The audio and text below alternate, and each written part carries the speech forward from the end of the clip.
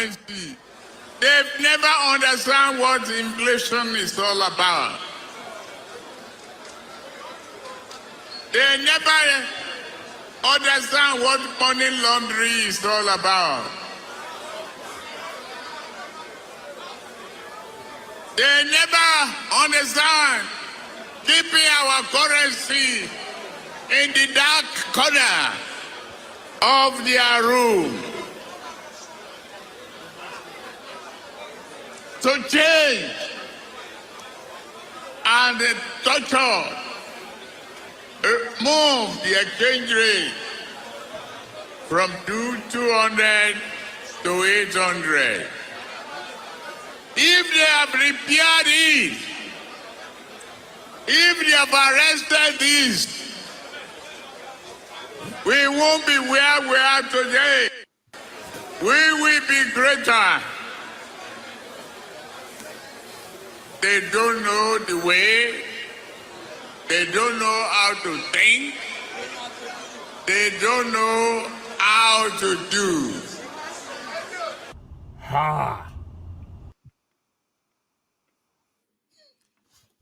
First of all, let me thank you. We have seen. If you do me good, I will do you good. And if you do good on the other side, we will do good on this side. That is Emeloko. Is that not Emeloko? Emeloko! Emeloko! Asuwaju has done good. It is his turn. It is your turn. It is our turn. If you chop alone, you will die alone. He did not chop alone. So it is his turn to chop too. And that is why Emeloko is very important. So you will hear the voice of Emeloko very soon. All right. Welcome to a special edition. This is Super Bowl edition. It's February 12th, 2023. My name is Rodolfo Okonkwo. We're coming to you from New York. And I have with us here Raph, the Conqueror. Is that the new name? Raph, welcome to the show. Thank you very much. I just adjusted the system again. So let me know how I sound. You sound wonderful. You sound like a professional. Okay. Let's see the other professional here. On politics, Ovia. Ovia, welcome to the show. Thank you, Dr. Dameji. You guys look better organized and the backdrop better than my own. You know, I have to pick up my style. You know what I mean? Raph has finally conquered the obedience. That's what it means by the conquer.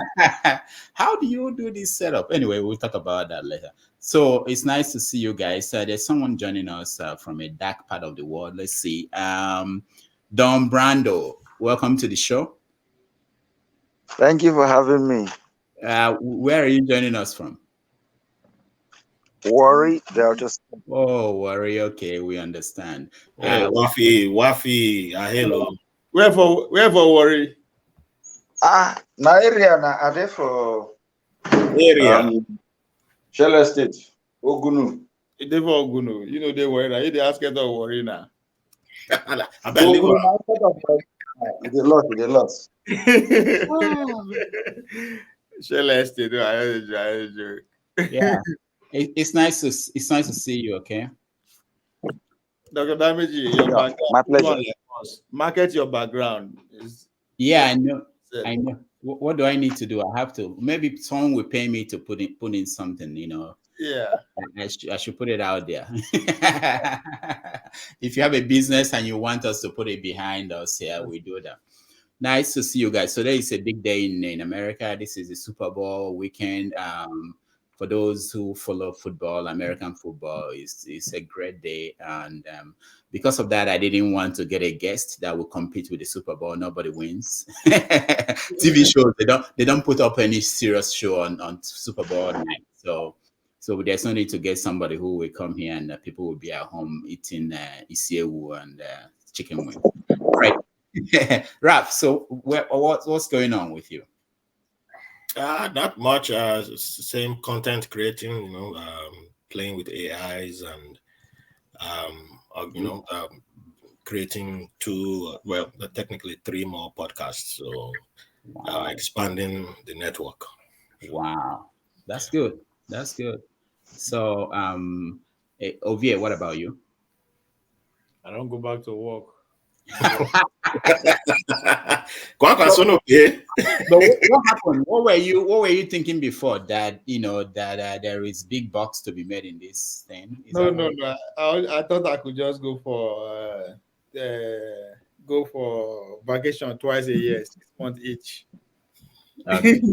But I was able to go 7 months and I had to come back to full time. No, but it just not just the time is good. They said I'm going to be going on live, but from like 12 noon from anywhere I am. I go like maybe 6 or 7 p.m. now. Hmm. So that's just the difference. But I'm back to like full time work. Okay. I'm back to Texas. Oh, okay. Very good. Don Brando, how are you doing? Yeah, I'm fine, thank you. So what's going on in Warri? It's politics more. And cash crunch, fuel scarcity, stuff like that. How are you surviving? It's hard. Hmm. It's pretty hard. So what's the politics like over there?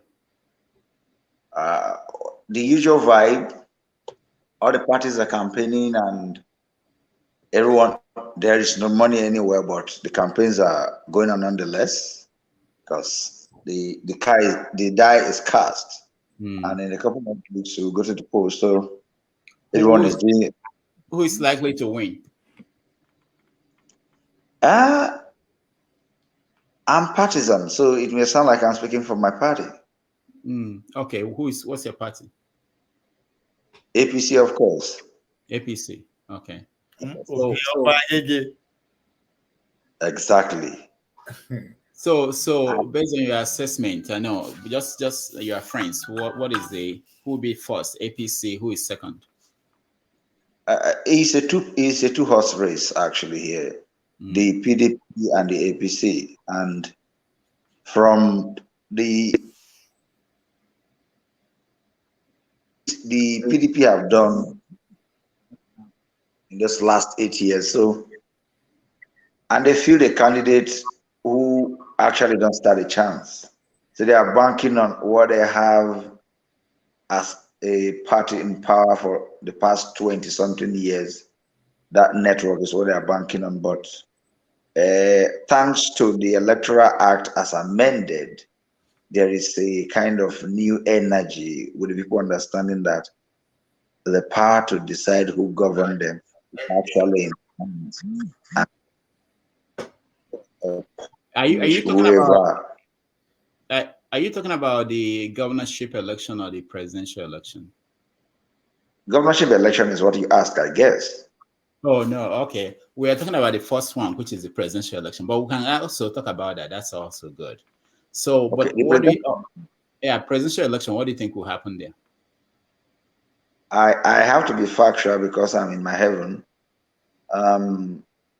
There is a high level of Obi vibe in town, but he did not permeate that much to where the politics itself is. And the vice presidential candidate of the PDP is the governor of the state, so he has his own network, but there is a high level of rebellion within his house about his candidature as regards the South governor's position and, in quote, the betrayal thing.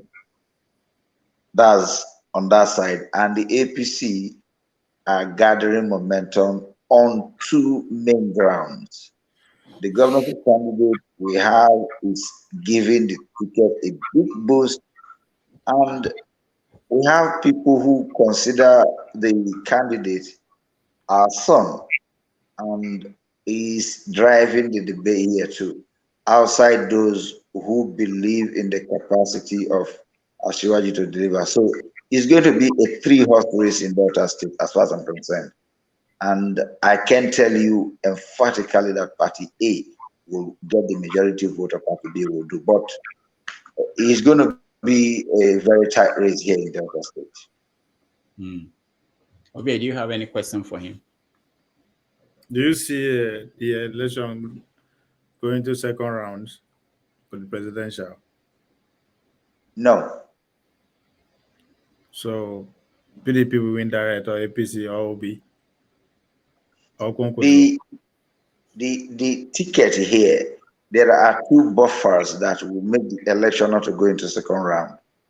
Kwankwaso, who I do tell people, not because they are here, if I'm not supporting Ashiwaju in this election, it is Kwankwaso I would have supported because he's someone I know in my days in Kano when he was my governor. He's a wonderful person. But this is an election and there are a whole lot of other factors. His support base down here, he didn't really trickle down. He was more on ground in 2015 than now, as far as Delta State is concerned. As of 2015, he had good support base in Delta State that I can remember. But in this election cycle, I can feel him. So, like I said earlier, the two buffers are Obi and Kwankwaso. I don't know how Kwankwaso plan to do it into the elections, but it's a hard one for him. And he's someone I know who doesn't like to run a race he's going to lose. So I feel, or I'm just using my understanding of him, that between now and election, he may decide to throw his weight behind either PDP or APC. And that is left to be seen. But that's by the way. And Obi has been able to permeate the southeast deeply and the south-south that were hitherto the largest support base of the PDP. So at this point in time, the APC has made inroads where they have no chance before, as of 2015 and 19. So as it is, the South is not that much, but the APCs in the South are very well, while PDP and the Labour Party will do a great deal of split in the Southeast. So with all of these factors and what will play out in the Southwest and the other regions, from my calculations and understanding, Ashwaju is coming first. Atiku will come a distant second, while Obi will have his scanty votes around to make the third position. Because I don't think Kwankwaso will run all the way. With all this thing that is happening to APC, with the fraction at the top level of the party, with Nigerians, when I mean Nigerians across north and south, saying no to APC because of their policy and all that. I mean, with everything that is happening to him passing the Balatinubu person, everything around you, you see, giving him that more chance in this election. You still that confident that APC will still In get a couple of times. I'm wondering what you mean by everything. You said everything again and again, and I'm wondering everything you mean, how you mean everything happening to Tinubu. APC perform abysmally poor. I mean, it's not something that anybody knows that. But plus, with this monetary policy and the petrol scarcity that is directly aimed at the flag bearer himself, which, as far as I'm concerned, it worked. Everybody's complaining, not just about the party. I like what you said just now. The fuel scarcity and the cash crunch seem to be targeted at the candidate himself. That understanding is why he is even gaining more ground. This policy did not come from where he stands, and the statistics have shown that of all the candidates and the big wigs, even within the party and outside, he was the first to critique the policy in such a loud manner that this is ill treatment to the people. And he went as far as saying, if you want to punish me, make it my punishment, not the people. And with time, we are getting wiser, and people are going to understand that this is not what a government in power does.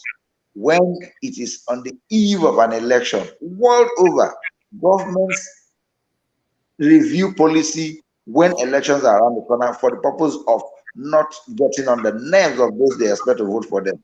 But in this case, we are seeing the people getting bludgeoned seem to not have a human face at the eve of election. So who has?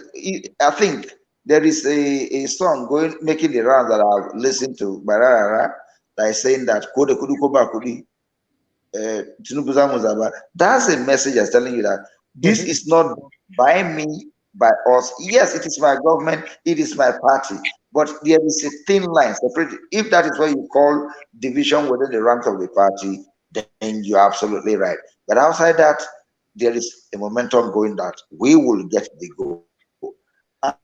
And this is actually designed by my own. And this is politics. If you can make your case right with the right people, you may end up getting sympathy vote. Yes, this policy lack human face. No two ways about it. There is no gainsaying. The policies seem like something from the Nazi era, just to get people on. It's hard. It's hard to actually fathom that we have to suffer this long, this bad under this. All right, I don't know how to explain it. Don, hold on, okay? We'll come back to you. Let me go to Raph. Raph. Oh, sorry, I pressed the wrong button, so there was some music playing in the background. So I was hoping that I didn't interrupt. No. No, we hear answer. I was afraid. Okay, good, Yeah. because I would have been really embarrassed. That's what happens when you have a new thing that you're playing with. Yeah, so it was interesting hearing Don Brando make his points and defending Tinubu, and and today on our politics, I think you really need to be taking full-time break and going to work full time, because look how you came back with top political questions like a political correspondent today. I was like, look at Ovia, wow, look at Ovia hitting. Like I almost said, Rudolph, take a break and give Ovia the show to handle. And I was like, no, we know what's coming up next, so no. Well, thank you. But, my brother Don Brado, yeah, I hear you, but at the same time, I was speaking to my nieces in Abuja just 2 days ago, and then my nephew just finished NYSC, and I'm surprised they still call it passing out just last week. And when he told me, when they told me he passed out, I was like, is he still alive? And then they said, oh no, they call it passing out. I was like, oh yes, Nigeria will still call it passing out.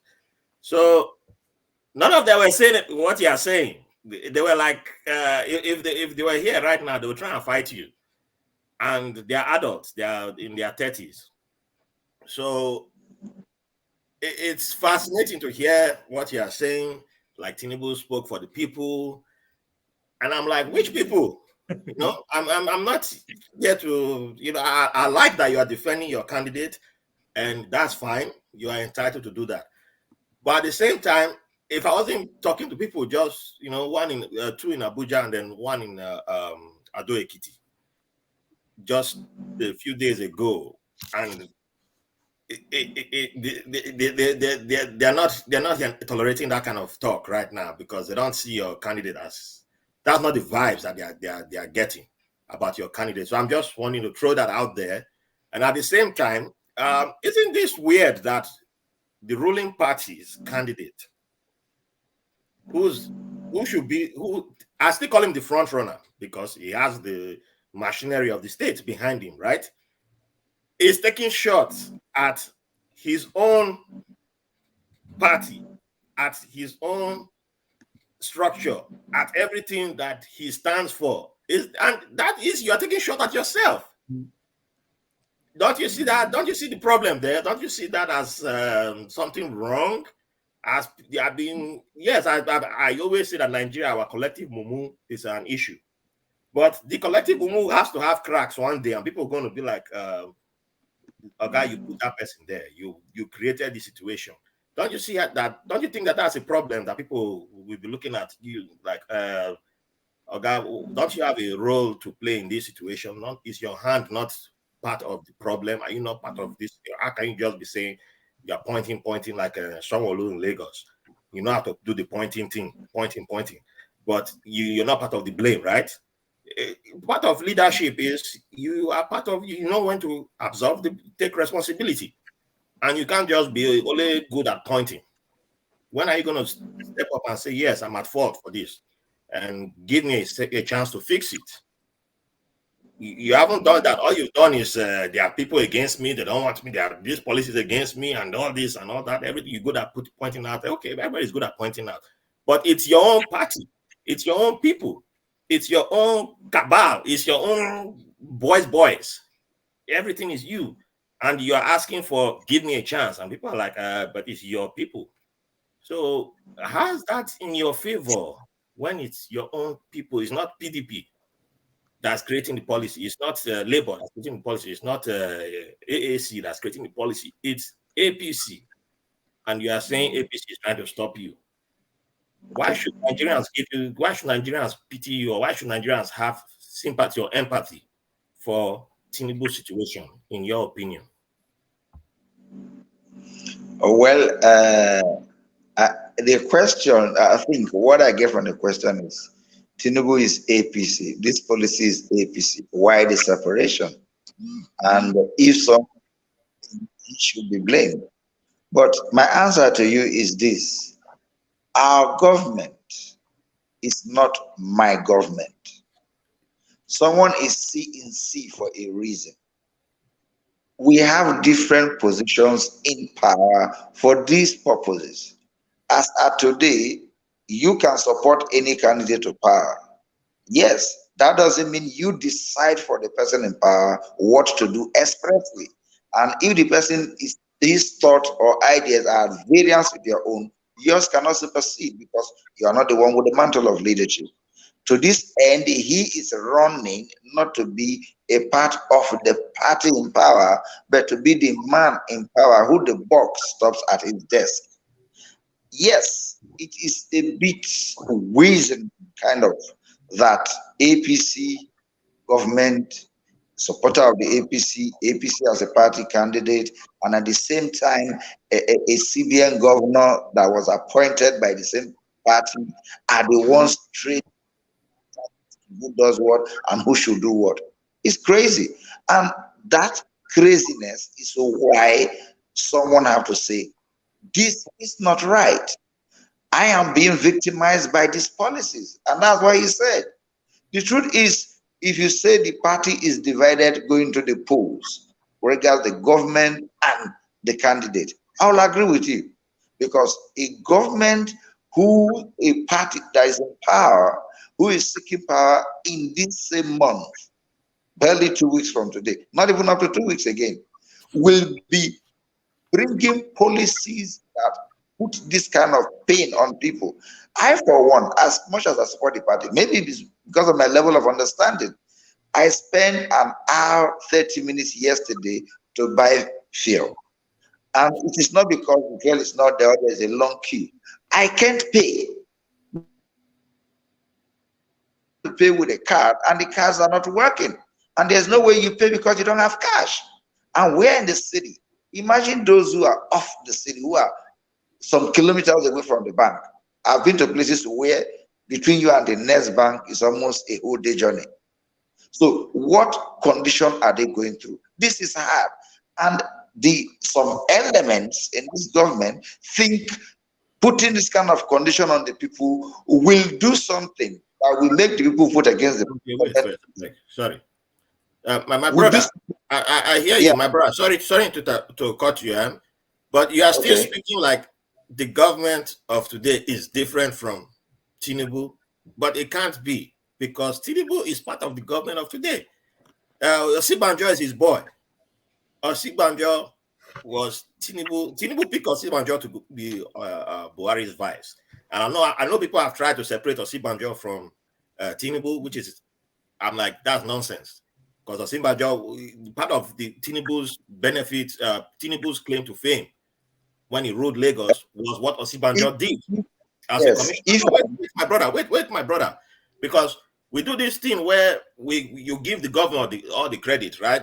He was a good leader. You say it was this, it was that, and all the commissioners under him, whatever they did, right? You say all the good things they did, the governor gets the claim, and then when he's nominated Osibanjo to be vice president for Buhari, and Buhari accepted, everybody now kind of turn aside, like Osibanjo just came from nowhere and Buhari just said, this is the guy I would pick. Tinubu has been behind the scenes for a long time. So this is also his government. So you can't just separate Buhari's failures from Tinubu. And that's part of what I'm saying.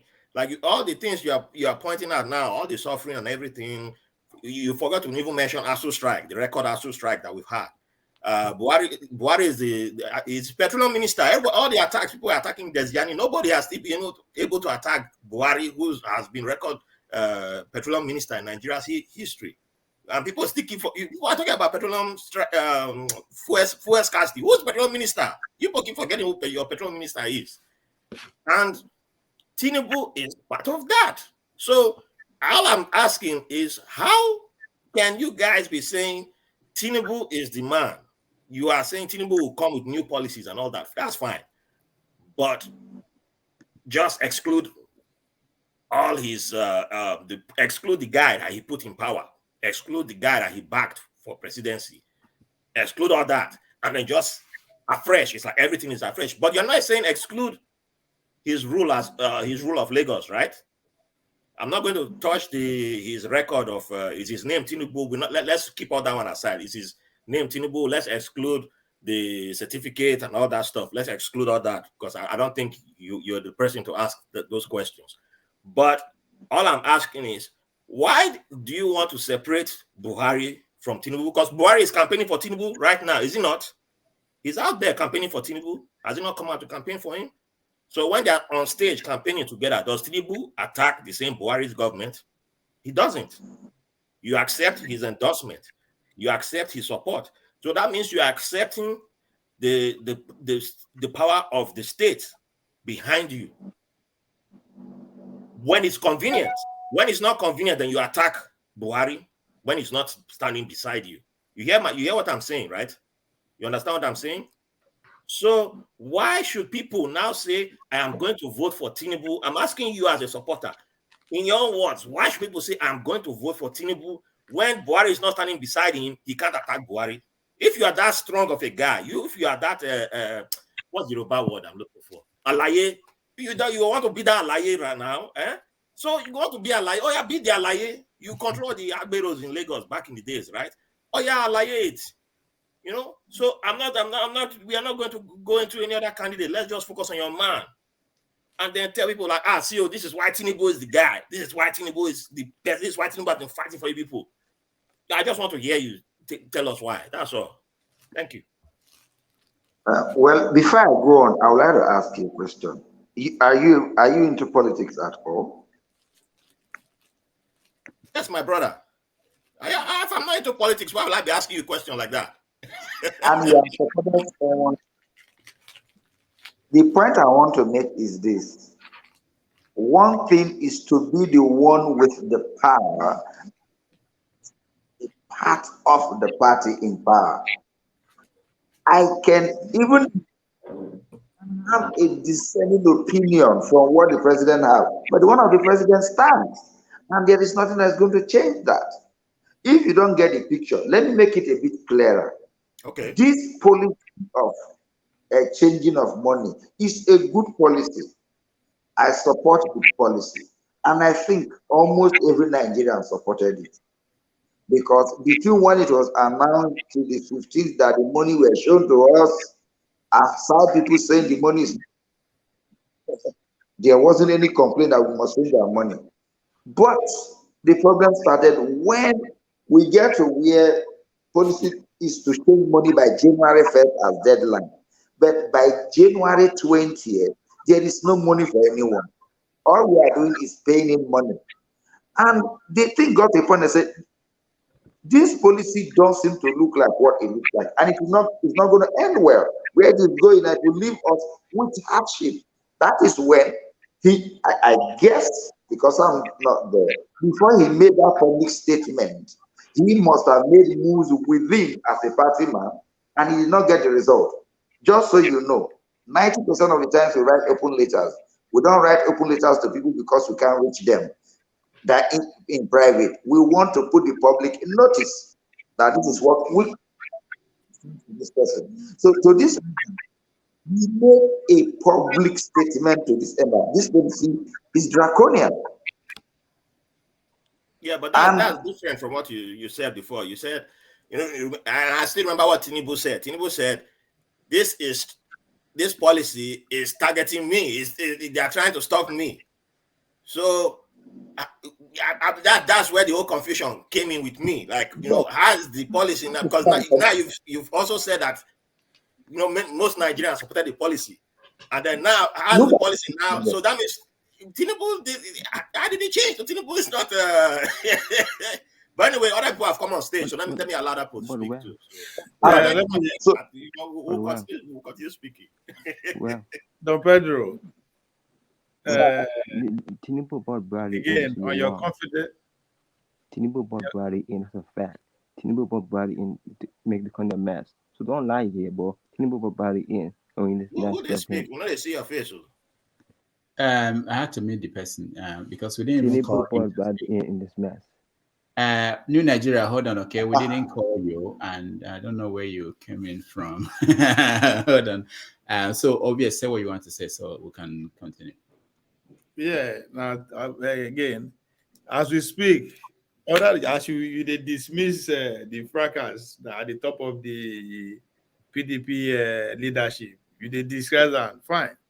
Now, the elders, the Northern Elders Forum, if you pay attention, yesterday, Tanko Yakase came out and even himself criticized the fact that it took it's as if they had to beg Buhari to come out to support Tinubu, that they came out too late. As far as it's concerned, that is nothing. Then the next day, Ango Abdullahi, came out and said, criticized El-Rufai one, call and say that one a boy. It's not up to part to speak for the elders of North, saying that yes, the fact that APC have the majority of governors of the northern state does not mean that they have the control of the masses, that they can just wake up one day and tell everybody how to vote. In other words, the northern votes are not for Tinubu. But again, I don't know where your confidence is coming from that it's still going to be it's still going to come out on top on February 25th. When we're in bulk of his votes, the 12 million of Buhari vote is in the north. So, and it's obvious that just as I say, pointed out that they don't vote 1 year APC because of the killings and everything that is going on a daily basis. But what do you say to that? what I would say is, in brevity, like he said, El-Rufai doesn't have the authority to speak for the North. He's saying the truth. And as a quasi-Northerner that I am, I can tell you that it is a wrong notion about the northern part of Nigeria when we lump them into one North. They are different people with deep diversity. And what drives A doesn't drive B. So when someone says the North said, it's funny to me. And as a politician, I understand that power don't just come from someone said so. It is your network down to the roots that you can speak with. When you said, I have gotten the support I need in Sokoto, it's not because someone stood up and said, I've given you Sokoto. It's because you have gotten a network of politicians who have reach that can give you support from Sokoto. And that doesn't mean every Sokoto person is aligned with you. It simply means you get what you think can get through the majority that will give you the victory. End of quote. So as I speak today, somebody will tell you we are for Atiku. Another one will tell you we are for Tinubu. Another one will tell you we are for Kwankwaso. Another will tell you, and they are all right because they are speaking for who they have in their downline as far as politics is concerned. So to this end, I agree when you said some people don't want to hear APC. That is what I have been telling my friends since, that this policy or these two happenstances of fear scarcity and cash crunch are a cocktail mixed and served in such a way and manner that those who have had a difficult time already, for whatever reasons, will now have something that will be the one that will break the camel that will come to your head is, I have to punish this government, I have to punish this party with the way I vote. And that is what we are more concerned about. When we are shouting that this policy should be stamped down, it's not because we need money to buy votes. No, it's because the people who will need to vote for us need it. And if they need to get services that need money, they can get the services. All right. As Thank long you. as it's done, we are home. Thank you, Don. Thank you, Don. Let's welcome other people to the show. Man of Prestige, welcome to the show. Thank you, Dr. Damage. New Nigeria, welcome to the show. Can we see you? If we can't see you, we may have to get you. Yes, I'm here. Okay. Where are you joining us from, New Nigeria? USA. Okay, we're in the USA. People in the USA don't behave this way. I thought this is what we see from people Europe and Asia and other places. Just don't make Trump get angry with you. Austin N, welcome to the show. Thank you, Dr. Nigeria is a Trump fan. You say? I said New Nigeria is a Trump fan. Why Austin is from Kosoya? I wish. Gonna lose. So New Nigeria, are you? This is the first time I'm seeing you. I think this is your first time joining us. Yeah. Okay, we're happy to have you. We are composing. We are composing a song. Should we give him a tutorial about how to hold the camera? I don't know, but I fairly. I mean, we welcome everybody. Especially we want to reach out to younger people. All these old people are jaded and all those things. So I want to know if Nigeria. He's a fan of the show. Nakulata styling they use. So New Nigeria, why did you pick the name New Nigeria? That's actually interesting to me. Nigeria needed a new change from the old guards. We need a new change. 20 is a very important year for Nigeria. If we get it wrong, I hear you very well. You said Nigeria needs a new change. Yes. Okay. From what to what? From the old guard. Old guard. Okay. So who represents the new guard to you when you look at Nigeria today, the politics? I think Tinubu, Atiku, Buhari are the old guards. Okay. So the new ones are the rest. Yeah, but it's not going to happen. They're not ready for change. That's an issue. They're not ready. Can you speak? Come closer to your phone. We can't hear you. Nigerians are not ready for change. Okay. And that's a sad truth. That's what Tinubu's going to win. Then we all be quiet in the next 4 years. It's going to happen. Do you know why they are not ready for change? I've been wondering that. Do you know? Because the system is corrupt. They're going to win the election, so our voice doesn't matter in election, basically. Okay, that's very good. All right, thank you so much. Man of Prestige, what do you think is today's Super Bowl? I know you're in America. Oh, can you hear me? Yeah, we can hear you. Yeah, good day, good afternoon, everybody. I'm a sports fanatic, particularly when it comes to football. So I wasn't going to join this program. I was just laying in bed. You can see me. I don't think I even watch my face. But anyway, I just joined because of Don Brando. I was going to listen and watch the Super Bowl, but I just want to come in because of Don Brando. You know him? I don't know him. I always like people participating from Nigeria. Okay. And I'm glad he's joining us. But anyway, welcome, brother Don Brando. It's nice to see you. But before I begin, I'm just going to let you know, Dr. Mate platform is a very respectable platform. It's not it's no spin zone. You can't come here and spin, okay? I just want to let you know, we don't spin on this platform. You come with facts and data. So all this is coming to spin about APC. Come with fact, okay? Everybody here, we are born at night. We are not born yesterday. We are all like you. We are all grown up. So don't come here and be spinning to us. When you come to this platform, you come with fact and data. All this spinning you're talking about APC, people are in Nigeria are gullible because of the fuel scarcity and Naira design, and your principle is conversing against the presidency, that the people in Nigeria is going to buy it. No.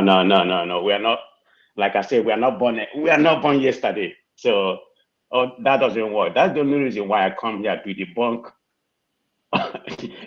all your spinning. It doesn't work that way. I mean, Nigeria is not where they used to be before. They have grown. I have a lot of people in Nigeria that's going to vote. I don't care who wins, but don't spin about APC. APC is not going to win. It's between Labour Party and PDP. Take it to the bank any day, anytime. APC is gone. They're the one that put Nigeria where we are right now. It doesn't matter what Asiwaju do, how many votes he buys, that's not going to happen. So your narrative about, because your principle is try to debunk the presidency. Because what you have to understand, you can't take a part away from a whole. APC is Asiwaju, Asiwaju is APC. There's no way you're going to spin it. So people in Nigeria are suffering right now because of APC, and Asiwaju is their leader. So they are going down. We are not buying your spinning, okay? Let me let other people speak. Thank you. But welcome, my brother. All right. Thank you so much. Austin. Yeah. Thank you so much. Most like the Super Bowl, I can't wait. But I know the Chiefs will make it. I'm just praying for that.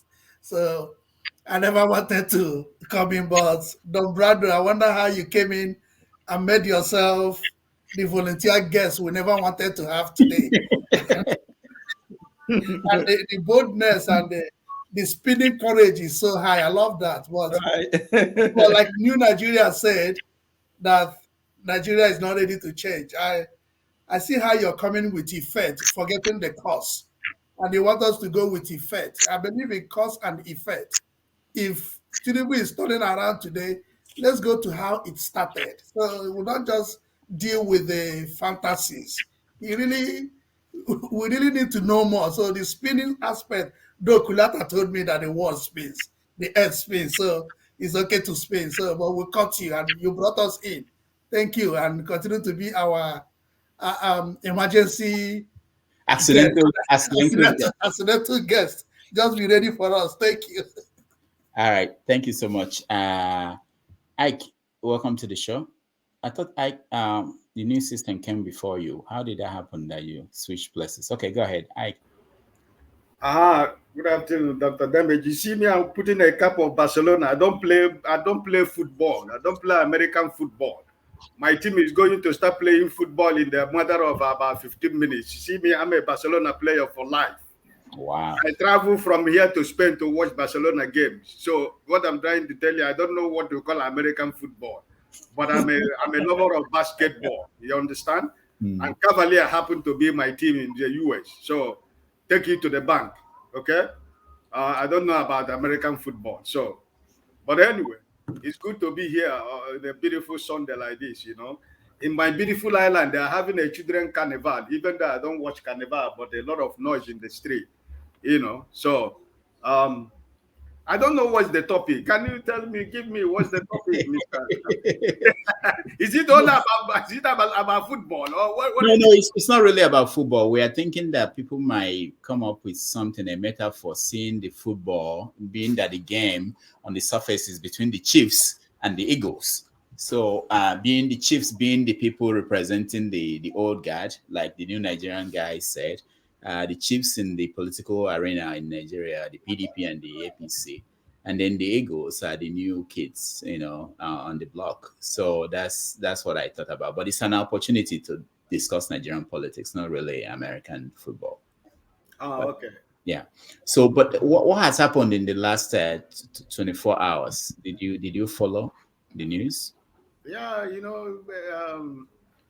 Hold on. Who saw what Reno or Mercury put out? Sorry, Rudolph, there's supposed to be a debate for the presidential candidate today at the International Conference Center organized by BON in conjunction with NTA Live. Oh, 6 p.m. 6 p.m. they say Nigerian. Is Tinubu going to be there? Oh, I don't know. I know my candidate is going to be there. That's Ovia, can you give us the breaking news? Is he going to be there? Don Brado, I know.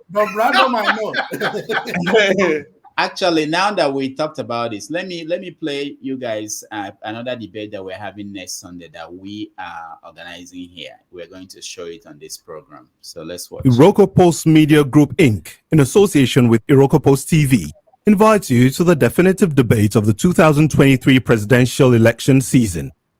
Non-partisan Nigerian journalists Sonala Olumense, Okendebe, Farouk Perogi, and Rudolph Okonkwo, with nearly 200 years of combined experience in the profession, are pleased to invite you to the definitive presidential debate of 2023.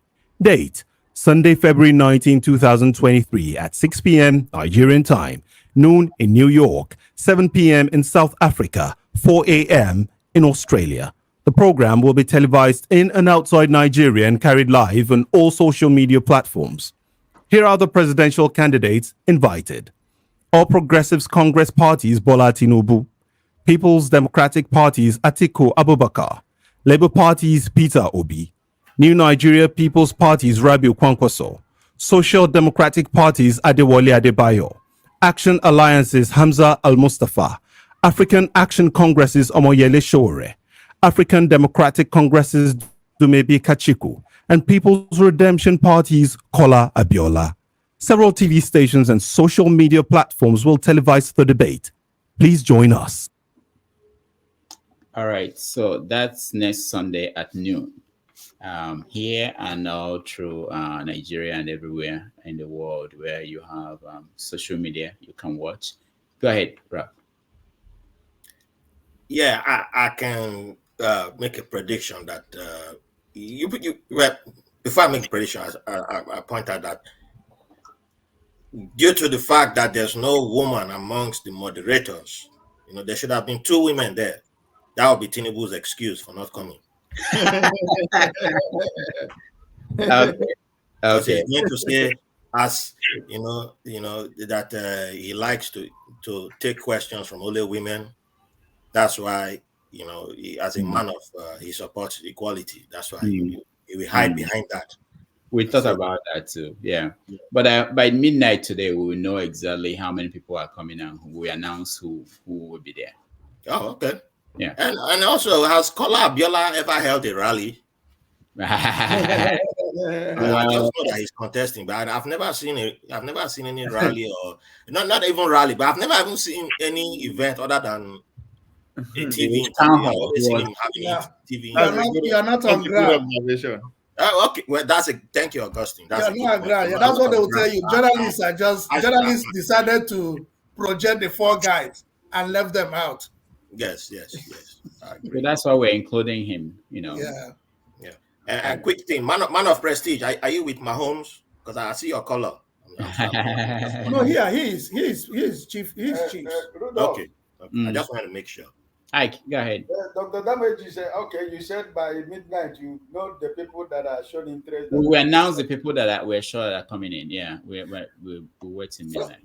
So Don Brado, I want to ask you something about Omoagege. The mess issue that happened in the National Assembly. How did that issue happen? Because we know that thugs entered the National Assembly and made away with the authority of the National Assembly, the Nigerian authority, legislative authority.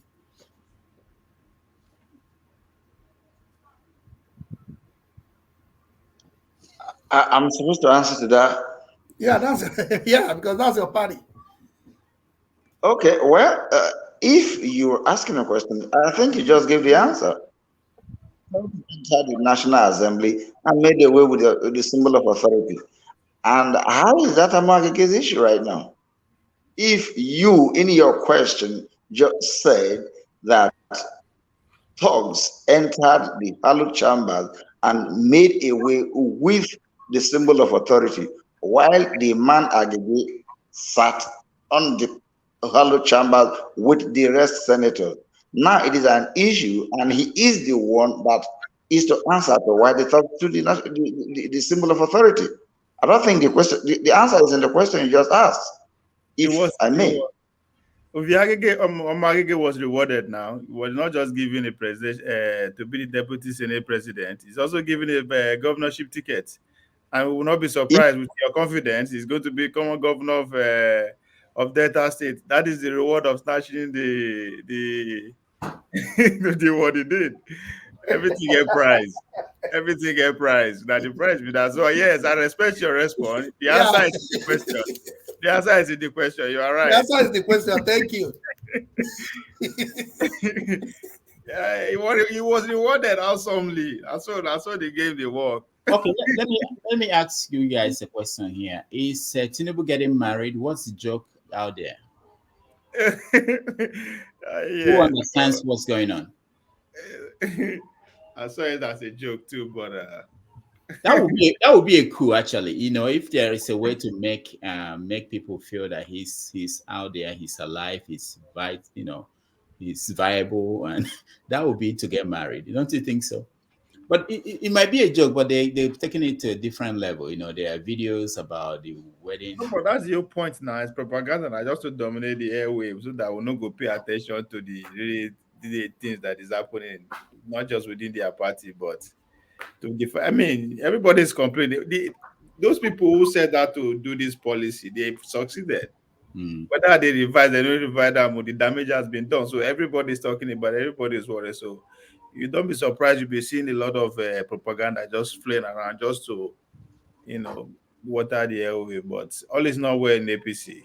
Brother Brandon, no, all is not well, especially in the northern part. Yeah, I have moved away from the divisive approach to this policy and the presidential elections. If you are listening to me, I told you clearly that it becomes difficult to explain it away when you are the party, you are part of the party, and those who are doing this policy are from the same party and they are campaigning for you. And this policy is a direct affront on the party's candidacy. It's difficult to explain because no matter Tinubu should not be surprised now. No, He should see this coming. With the way he got the tickets, he should know that this will come to play. How you get the ticket is very important. Yeah, so there's a cost. So you're just talking about the effect. Okay, sorry. Good evening, everyone. Sorry to butt in. Hold on. Okay, let me.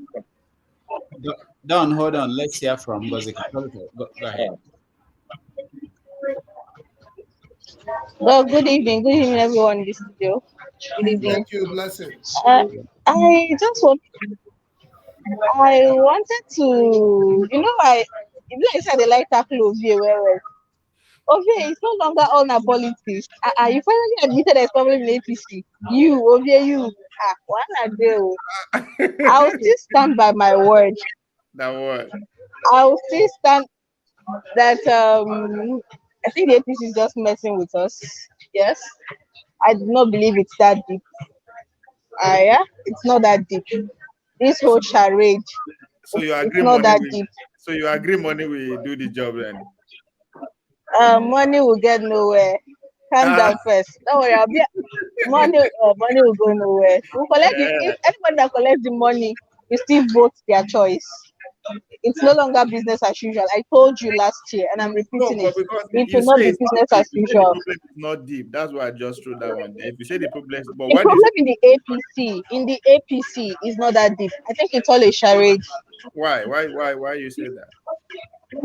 Well, it's just so convenient that when the APC-led administration, their nonsense policies become so biting, and the Tinubu campaign can no longer disassociate itself from the failures of the ruling government.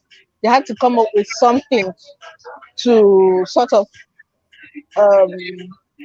give them a breather. So why don't they throw in the them and us card? Like, it's not real. I keep saying it. There is no problem in the APC that is not. The problem in the APC is official.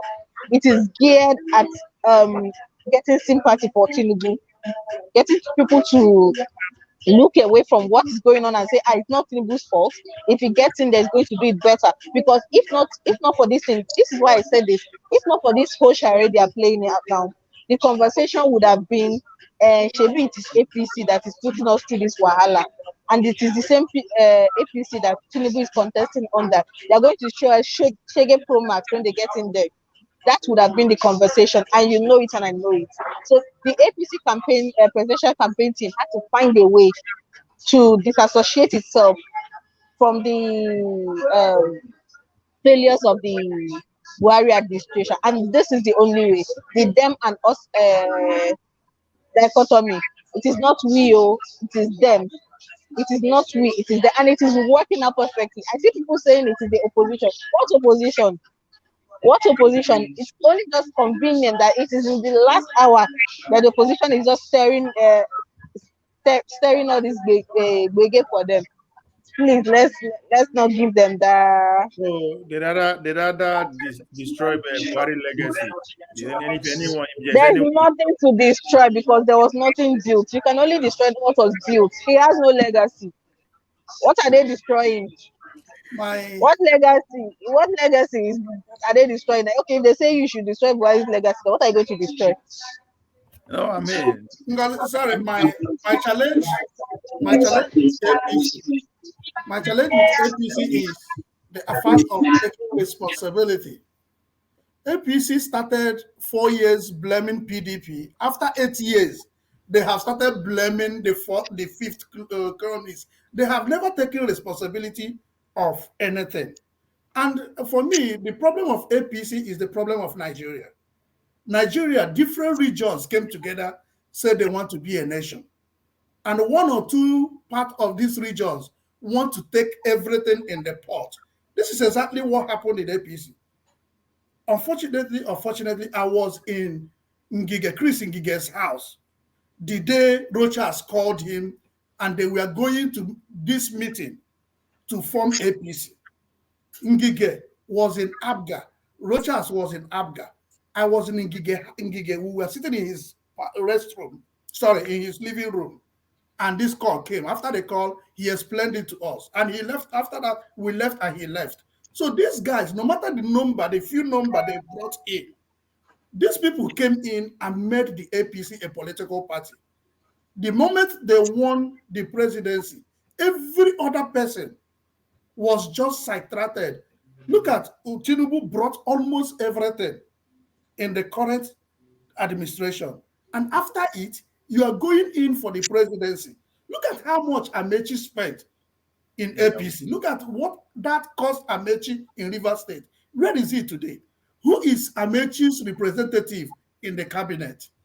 So you see where greed is taking possession and people don't have this deep thinking to come out with this fact and also show it to us that one or two people cannot eat the food meant for many people. And we're here defending. Why will I be defending Tinubu?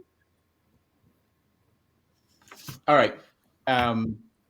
So you see my point that with the whole discussion. They always try. They're doing a good job. We have to comment.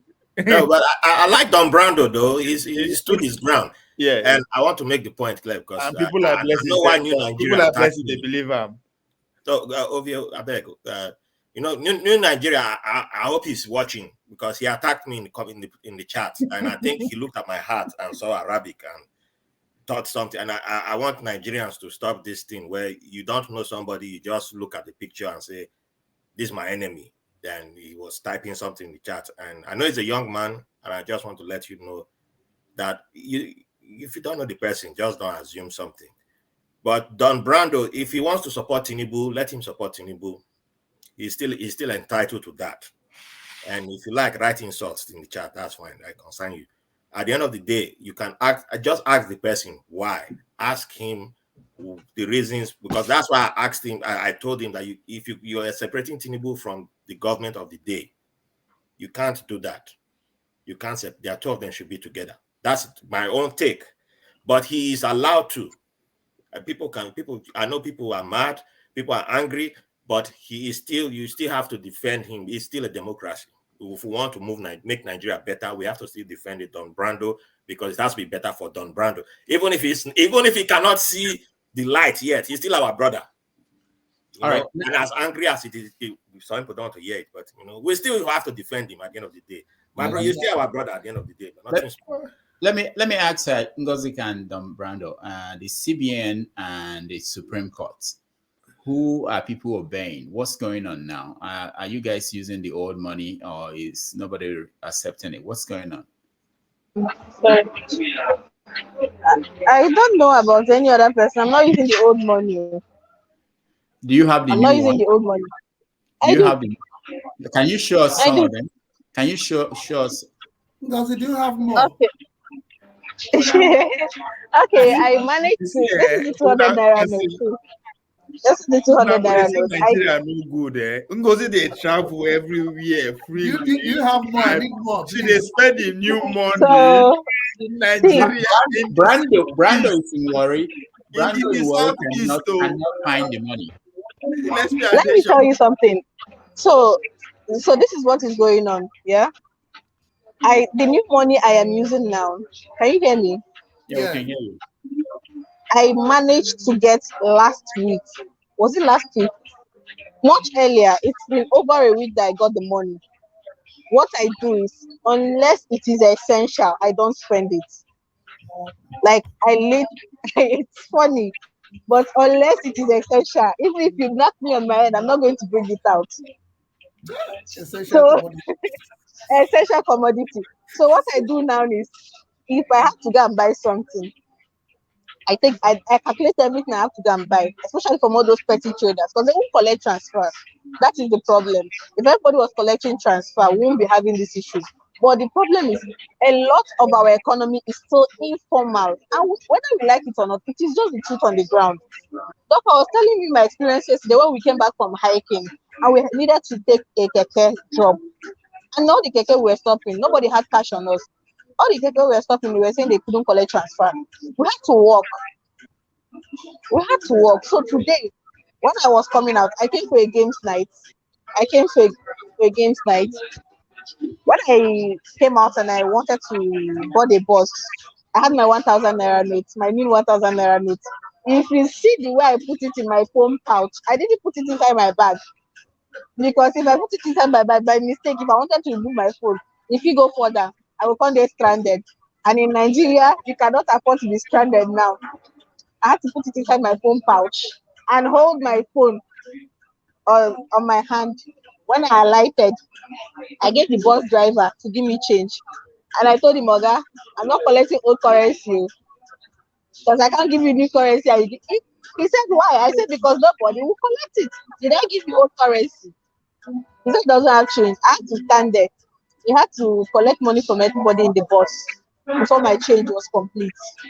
When the money was remaining 200 naira, he said, it's remaining 200 naira. Will you collect old currency? I said, Oga, I'm not collecting old currency. He said, yeah, but I said, Oga, I'm not collecting old currency. I gave you new currency. Give me back my new currency. Let me go and look for change for you. He had to find the new currency. So what am I saying? A lot of people who are unfortunate to still have the old currency are finding it difficult.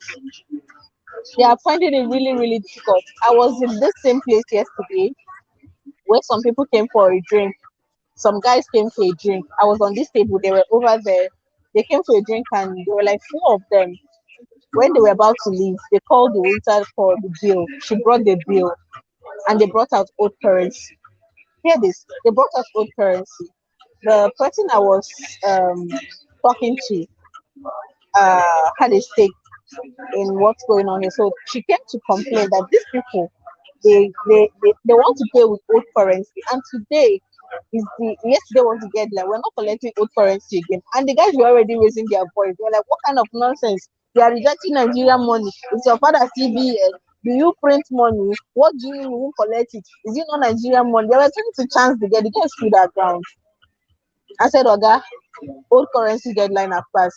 It's either you do transfer, pay with POS, or give me new currency. He said, go and call your Oga.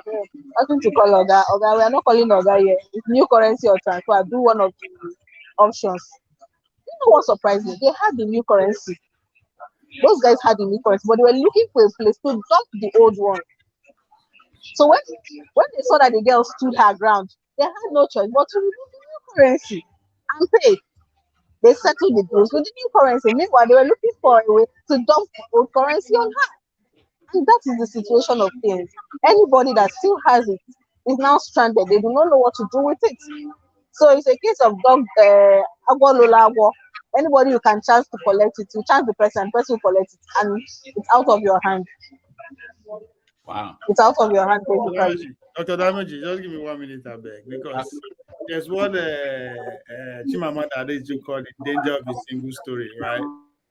You know, to just know that Ngozika, that's Blessed joining us from the Southeast. She can go hiking. She's at the movie night and be evening, you know, going out to socialize. You understand? So it's not all that bad the way most of us they actually paint the picture of where we are coming from. And that is very sad. Now we go say like ourselves. Do you know the worst? No, well, let me cut you short there. I know where you headed. I've lived in Enugu for the past 6 years. And I can tell you, if it is, this is after 9. If I do not leave here in the next 30 minutes, I'm in trouble. The Enugu that was before, the Enugu before, I feel they this place 12 a.m. Nothing they happen. The Enugu of 4 years ago, not too far, 3 years ago, I feel they here 12 a.m. Nothing they happen. I will come out, call Keke, enter Keke, they go my house. This is after 9. If I leave this place and I step out, I will not see a bus. Any bus that I see, any bus that I will see, I'll be scared of one chance people or kidnappers. Because by 9 p.m., no more minibus. Any keke that I see, I'll be scared of one chance of kidnappers. Because by 9 p.m., no more keke. The only transportation I can get is taxi. And even with the taxi, I am not safe. Because if you carry me, go where I don't know. The point I'm trying to make, just hold on. What you're trying to imply is that it is not that bad. What you're trying to imply is that it is not that bad. And I'm telling you, it is worse than bad. That I move around does not negate the fact that. The point I'm trying to make is even what you are describing, that after 9 p.m. you know if you go somewhere, it's not just in Nigeria. It's not just in Nigeria. You understand? I could say that it was not like this before. Which part of it was not like this before? Don't you understand? Listen, can you? No, but the issue is just like that's not the fact also before. That's not the image we have. Blessing. Everywhere in the world wasn't like that before. I know where Ovia is going. I know where Ovia is going, but Ovia, that's a dangerous thing you are doing. No, what I'm saying, if you want to tell the story of Nigeria, right, it's balance. That's all. I'm not saying all is well. All is well, I will not be here. All is not where I know, but the story should be balanced for the sake of Ovia, hold on. For you to zero in on the fact that she went hiking, that's also dangerous. Because wait, hear me. I think it's a bad habit that we have. That sometimes we do this thing where we just like everything to be on one end. That's why we talk about balance. But we forget that even in places of war, even in places without life is like the oppression is deep, dark, and everything, people have a right to enjoy life. There's nothing wrong with enjoying life. I know people in Afghanistan who the kids still play ball, they play cricket. There's nothing wrong. So you don't have to be saying, come and look for balance and all that. Let the woman enjoy her life. I am not. I am not criticizing her. Rather, I am making a statement for all of us. Yeah, but the woman they talk our story now. You want to come they turn them into if me and Blessing no strange in terms of how we respond to each other critic. In a good day. She's not criticizing anything. I'm not criticizing her. I'm just now you say I'm I'm just making an obvious point. It's not all blood. It is not all blood. When you see good thing, you point it out. So sorry, I love what she wasn't saying anything bad. She wasn't saying anything good. I wasn't criticizing her for God's sake. Can you listen not to argue? I wasn't criticizing her. I'm just making a point out of what she's saying. So that is why I started by saying the danger of a single story. So now you didn't see an argument or they criticize that. That's not what I'm putting out there. Now you didn't see that. That's because that's the point where they make. That's how you want to see it. What I'm trying to say. Let me add to it. Blood in Nigeria. Let me add to it. What Ovia is saying, I got it, because the tendency of thinking that you cannot even step out in the southeast is there. I remember that I told you last time I wanted to go home, everyone was like, don't dare eat, don't dare eat. But her side of the story that she could spend an hour out is somehow encouraging. And it's also good that we hear that it's not totally bad. It helps us to have a bit of hope that people can still live a minute. Because the image you have when you are outside is that everywhere is just grounded. So I'm even excited that she had this night, which I'm so happy and relieved that at least, even amidst the fear, amidst the tribulation, there is a little air to breathe. That's what I don't got think from you guys heard what I was saying, but carry on. But did you hear what Ovia said? Did you understand? But she cannot leave. She cannot leave that position. She cannot go out from there home. She cannot go home. She cannot go home because it's not safe for her to live there. Yeah, this is what she tried to explain. Yeah. All right. Hold on, guys. Let's welcome Simba. Simba, welcome to the show. Hey, nice to meet you guys again. Missed you, Dr. Namages, yesterday. Yeah, I know. Nice to see you. Pastor, Mr. Pastor, welcome to the show. Mr. Pastor, can you hear us? The way he's relaxed and just looking at us like. I think Matrix don't carry. Now, so APC just they crumble like that. All right. Okay. So yeah, also that's the funniest thing. Simba, so what are you thinking about? What's going on? I'm still worried that we still come here together and we discuss over sometimes somewhat irrelevant topics, and we're not addressing exactly how do we fix the country, specifically related to the election that's coming right now.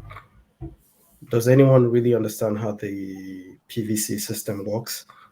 How do we follow it up? Is it going to be live? That kind of information. And then what do we do next to it? What, like for instance, what happened in Lagos yesterday? Has it been analyzed? I don't really follow what's going on. And I don't know, maybe you guys have better information for me. I'm trying to get proper information. I'm just hearing rumors and no concrete information. What rumors are you hearing? I don't even want to give those rumors a little bit of dignity. I just hear it's Peter Obi's folks are fighting each other. So just stupidity. I mean, just something that doesn't make any sense. And I don't know. Do you guys have the violence of the place? Yeah, Mr. Simba, listen. You know, Nigeria is, whenever political things happen, people like so many things. But I think we should be able to listen to what the spokesperson of Labour Party said, Dr. Tanko Yusuf, this morning. The Labour Party has officially made a complaint to the Commissioner of Police about what happened yesterday, and they squarely lay it on the feet of APC, you know. And I think it's for the security forces to be able to make the investigation. Labour Party has said that the talks of APC, and APC is saying no, they are not the people. So I think let us not stretch it. I think official complaint has been led by LP, and let us see what the Commissioner of Police and the security agencies in Lagos is going to give us at the final, report or statement concerning what happened yesterday. But naturally, as a Nigerian, you should not be surprised what happens in Lagos. This is Lagos. MCO Olumo and his group of armies feel that Lagos is their own, and they decide what happens in Lagos. It's not only applicable to Labour Party. So you see what the PDP gubernatorial candidate is going through in Lagos State right now. He can't even move. He can't even campaign anywhere. So this is Lagos for you. They will do eyes right as if they don't know what is going on. This is what they are doing. Yesterday, a baile in one of the areas have threatened everybody that is living in that community. If you don't vote APC, make sure that you are living Lagos, because I am not going to lose my money and my title here because you didn't vote for APC. This is the kind of pressure that is going on in Lagos State. It's not a laughing matter. It's serious. This is a baile, a chief in a community in Lagos State. is telling everybody in that locality, you must vote APC because my life is in danger if you don't vote APC.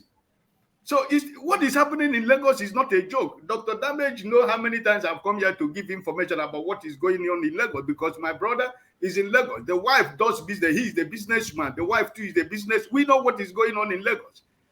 You know, so the intimidation and the thing that is going on in Lagos is real.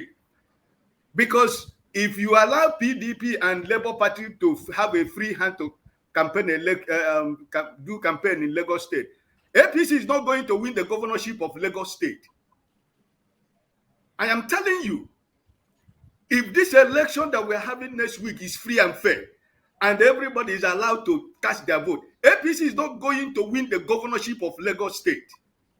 People knows already that he's losing Lagos. It's not a joke. But we shall come back here after next week to talk about what happened in Lagos. But what we are trying to say is that, you know, the security forces should help Nigerians in Lagos to have a free access to cast their vote. And the commissioner of Inec in Lagos State, somebody, Mr. Agbaje, you know, listen, I think that Nigerians should watch over that man because this man, his actions are completely out of order. This is completely APC man as INEC chairman in Lagos State. So what is going on in Lagos is not a game, it's real. Because PDP can't even do anything in Lagos State. So it's true. Let us leave politics apart.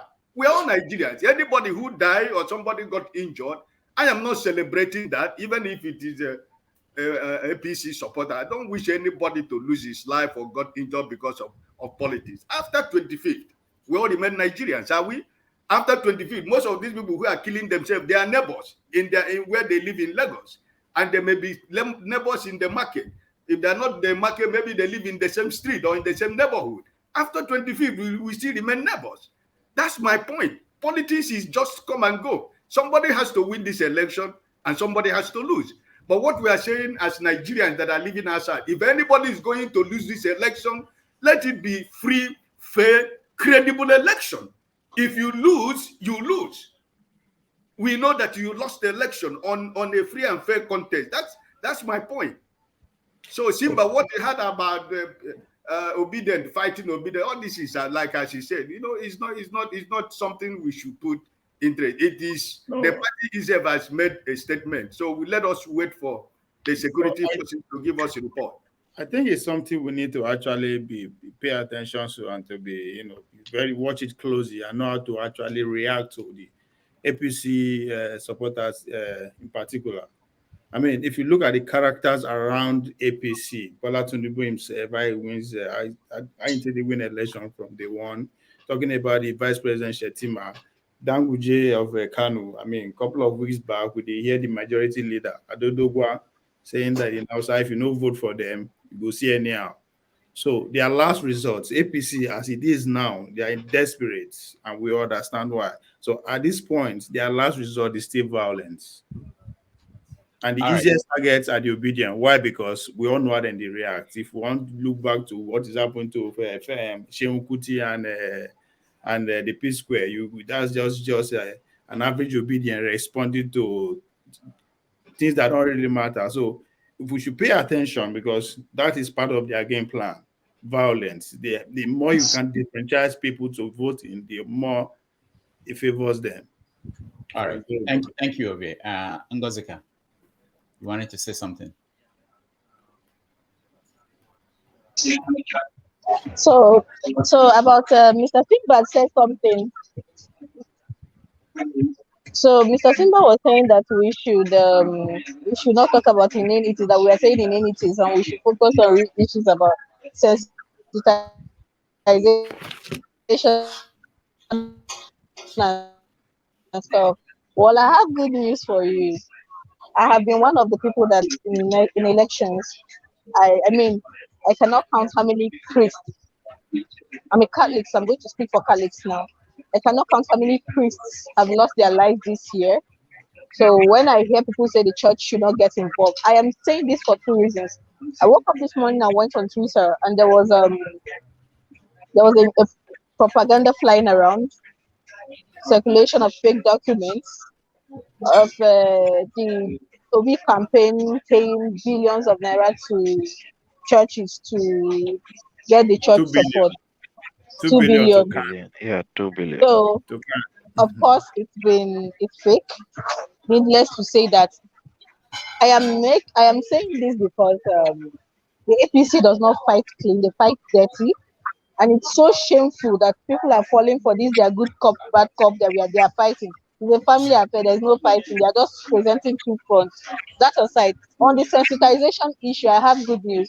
So finally, it turns out that there are priests that agree that the church should not take a back seat. I went to church today, the first time in a long while, and the priest was on fire. He was blasting people that have not collected their PVC.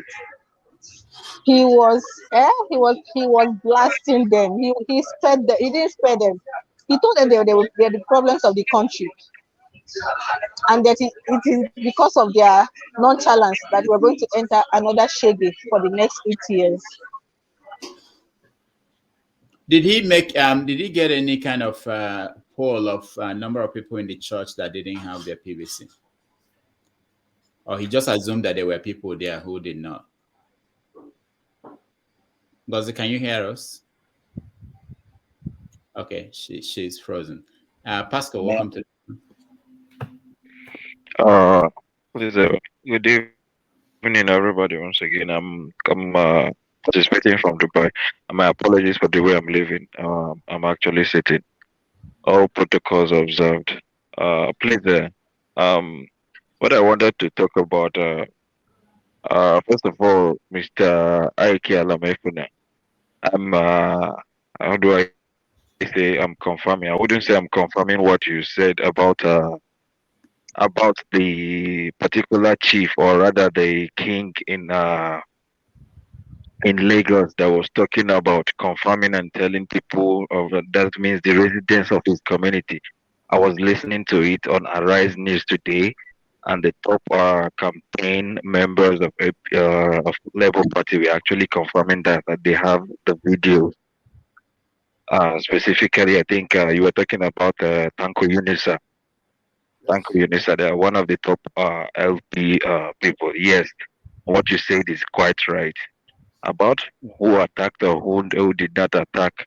Actually, the rally I was watching live yesterday, because I wasn't working yesterday, so I was watching live at the Tafawa Balewa Square. I watched from the time he went to Alaba. Others like Mr. Kituli went from Alaba Market all the way to the TBS Square. This is the Tafawa Balewa Square. Before we heard about the attacks, of course, nobody is going to come to attack you and they wear and tell you, oh, we are from this place and we are from this place. Of course, common sense tells us that if they should wear anything or carry any flag from any party, common sense tells you then it should be something planned or something. Of course, it's planned. We all know the people who are in charge or who are in charge of the state. We all know people who attacked who. Sometimes we just behave as if we don't know sometimes. All due respect to any other party here. About the issue about Mr. Simba brought up something, please. And I've also heard something about the beavers.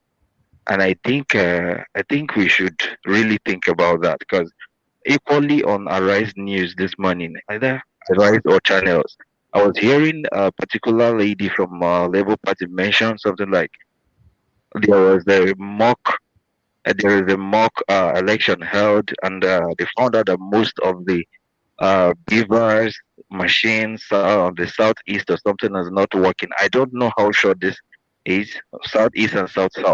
I don't know how sure this is. So I think we should really find out about beavers and how it works. And if we don't find this out, I believe these guys are going to be playing a game on us that we don't know. I think we should find out, are there countries that have used these beavers? How did it work? How were they able to make use of it? Was there like any disadvantages or advantages? I think we should try to find out even pre or post the elections, to find out if it can be manipulated or not. And if so, I believe we can propose solutions to that. Thank you once again. Thank you, Pascal. So we have 13 days before the election, and there are stories everywhere. Some of them are not true. Someone, I think it was Ngozi Kada, mentioned the story of the money that they said that the P2B campaign gave to the church. Now let's watch and listen to the pastor whose name was used to sign that letter. About Obedient family today. I don't know anything about this particular publication. I have personally moved from one church to another in Imo State today to go and find that church who can put this such publication out. I want to inform you, I don't know anything about it. That signature there was not my signature. I don't have anything to do with that signature. I have gone to the whole state to find out whether I can see that church. That church is not existing. Please, Obedient, I want you, don't be distracted from this particular vision. Don't be distracted from this great vision. The enemy of tomorrow, the enemies of better tomorrow are the ones doing all this nonsense. They know that I'm popular in Imo State. I am the immediate past executive chairman of Okigwe local government. I have nothing. My wife, my children, all of them are pure obedient. So I don't know how anybody can come and put my name there and put my number. The picture you saw there is a picture when I was in APC, 2010 in Abuja. So the person maybe want to spoil my name, or I want to, I don't know what he's looking for. But the truth of the matter is that P2B, I have never met P2B before in my life. I only watch him in television, in Arise channels, on other popular television. I have never met him with my eyes. I don't even know him. I've never seen 2 billion or 2 million. All right. Who has seen 2 billion here?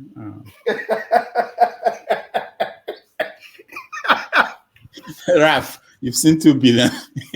I've seen $2 million, to be fair. $2 million.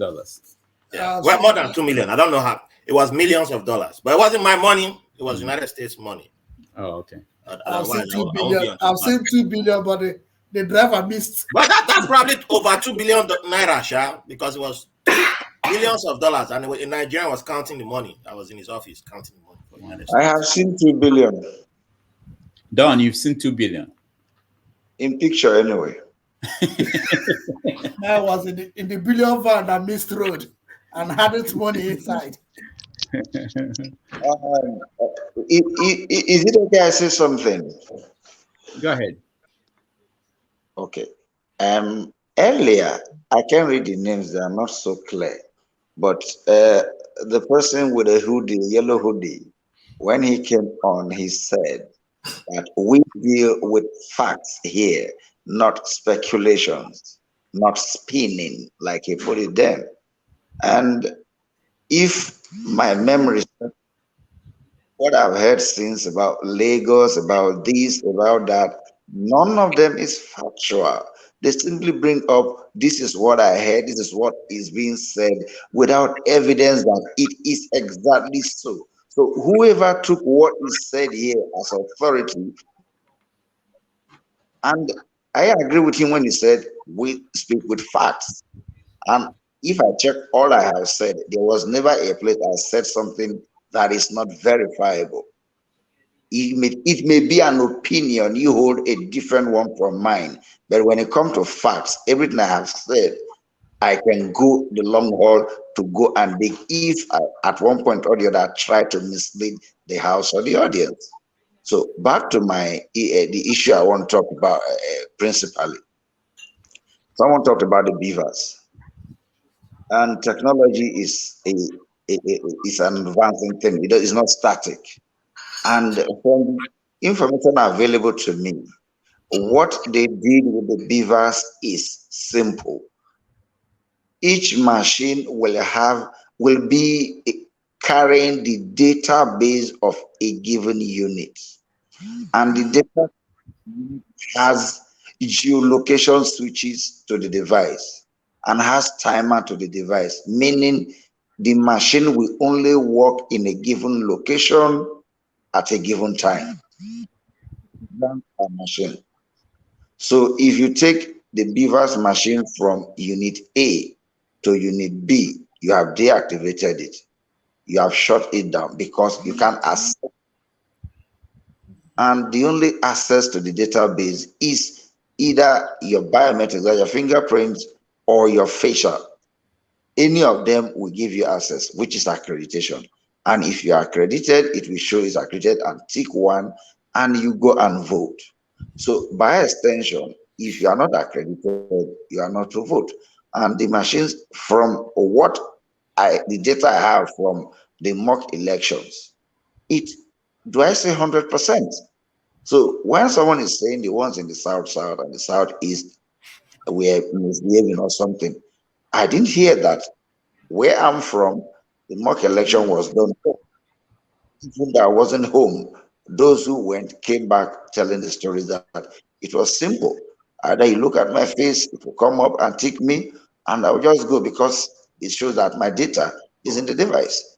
And I think what they did was simply lump all the data for a word inside the machine so they can go and try. These things are simple, and we just need to apply technology where we have overt human errors in our electionary process. And to this end, I say, with what we have in the Electoral Act and the beavers being introduced, there is only 2 loopholes left in our elections outside distant voting. 1 is vote buying. 2 is violence. If we can solve violence and make our voting ultra secret, what I mean by that is, if you are going to vote, where you are going to cast your vote, it should be between you and the ballot. If possible, like the advice I gave you at that time, we should go back and apply an old trick that was used by FEDECO, where each ballot will have an envelope. So when you go in and you thumbprint and you put it inside the envelope before you come out of the booth. That way, no one knows who you voted for. So nobody will fight you for voting against my street chairman or my street guy. And nobody is going to pay you for voting your conscience. That way, we have eliminated money in the politics. I like to rest here first. Thank you, Don. And Austin, go ahead. Okay, so I just wanted to respond to what Prestige said earlier. When he said we need facts, and you came in and spin again that all we've been saying are not factual. Someone said, I heard in Arise News, and I heard that was aired in Arise News. And Arise, quoting something is an authentic fact. So when you use the general terms, it gives some of us that also wants to get facts that concern. And what we're talking about, the beavers, still in Arise News this morning, they said one of the candidates has imported beavers. And when you talk about technology, moving from one unit to another, it's also the same thing. If it is connected to work that way, it will definitely work that way too. So we still need to open our eyes to not just to trust that we had beavers and believe that it's just technology, there will be no error. It is garbage in and garbage out. What you put in is what you will get out. And whoever that is configuring it, we don't know the person. The intention of the person has also a role to play. Maybe one that is coming to this unit has been configured not to carry the information. So you might end the whole day not returning the information because there is no memory card in that. So these are the things we are putting out on the table to make sure that we get them right. Thank you. Austin, thank you. Raph, go ahead. I thought Simba wanted to say something first. You want to go before me, or do you want me to go? Go ahead, Raph. I'll come to Simba. I didn't see him. Oh, okay. No, because he raised his hand first. That's why I was. Oh, okay. I didn't see that. Okay, that's okay. You can go. Okay, Simba, go ahead. Okay. I just wanted to talk about some key factors. Based on what I understand, sometimes if you go to the railway station, the infrastructure, I don't know, like the Kaduna Express, the Kaduna Rail Line, the infrastructure should be modern, but they still hand out tickets, paper tickets, and stuff like that. So they write everything down with, you see them using big pencil, big biro to write down everything now. So there's a possibility that those instruments will fail.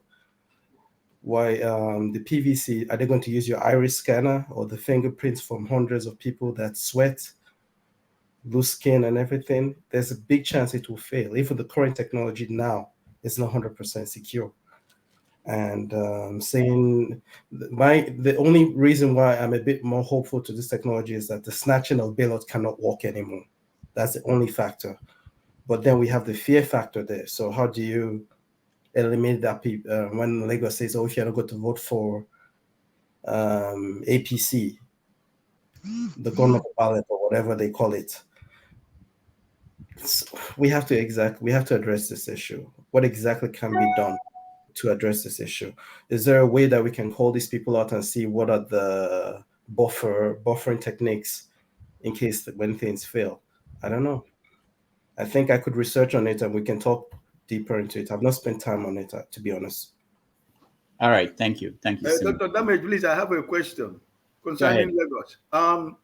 I think about 1 month ago or so, the president announced the change, the Inspector General of Police, of changing the police commissioners in Lagos State and one other state, right?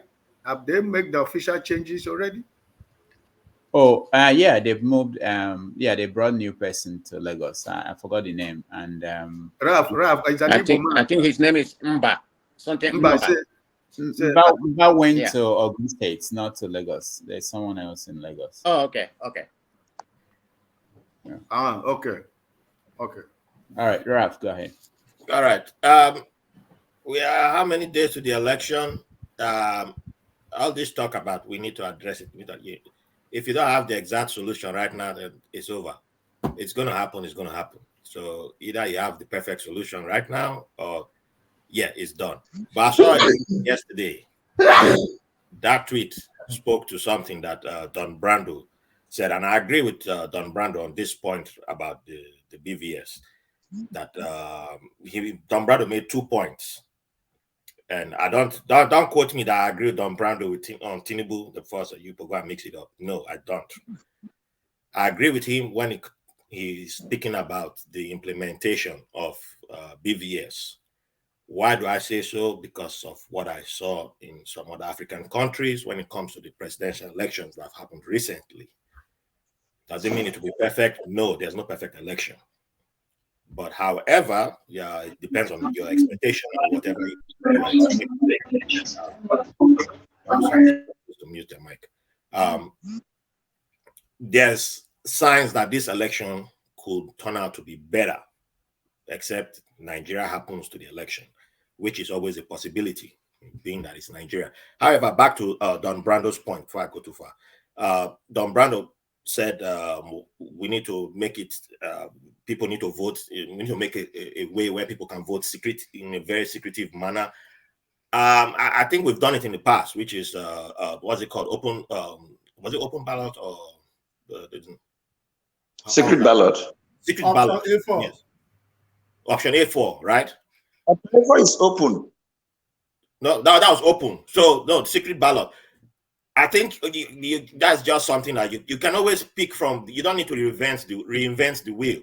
So simply just tap into that. I don't think you will stop cash, the vote buying or offering of cash to people.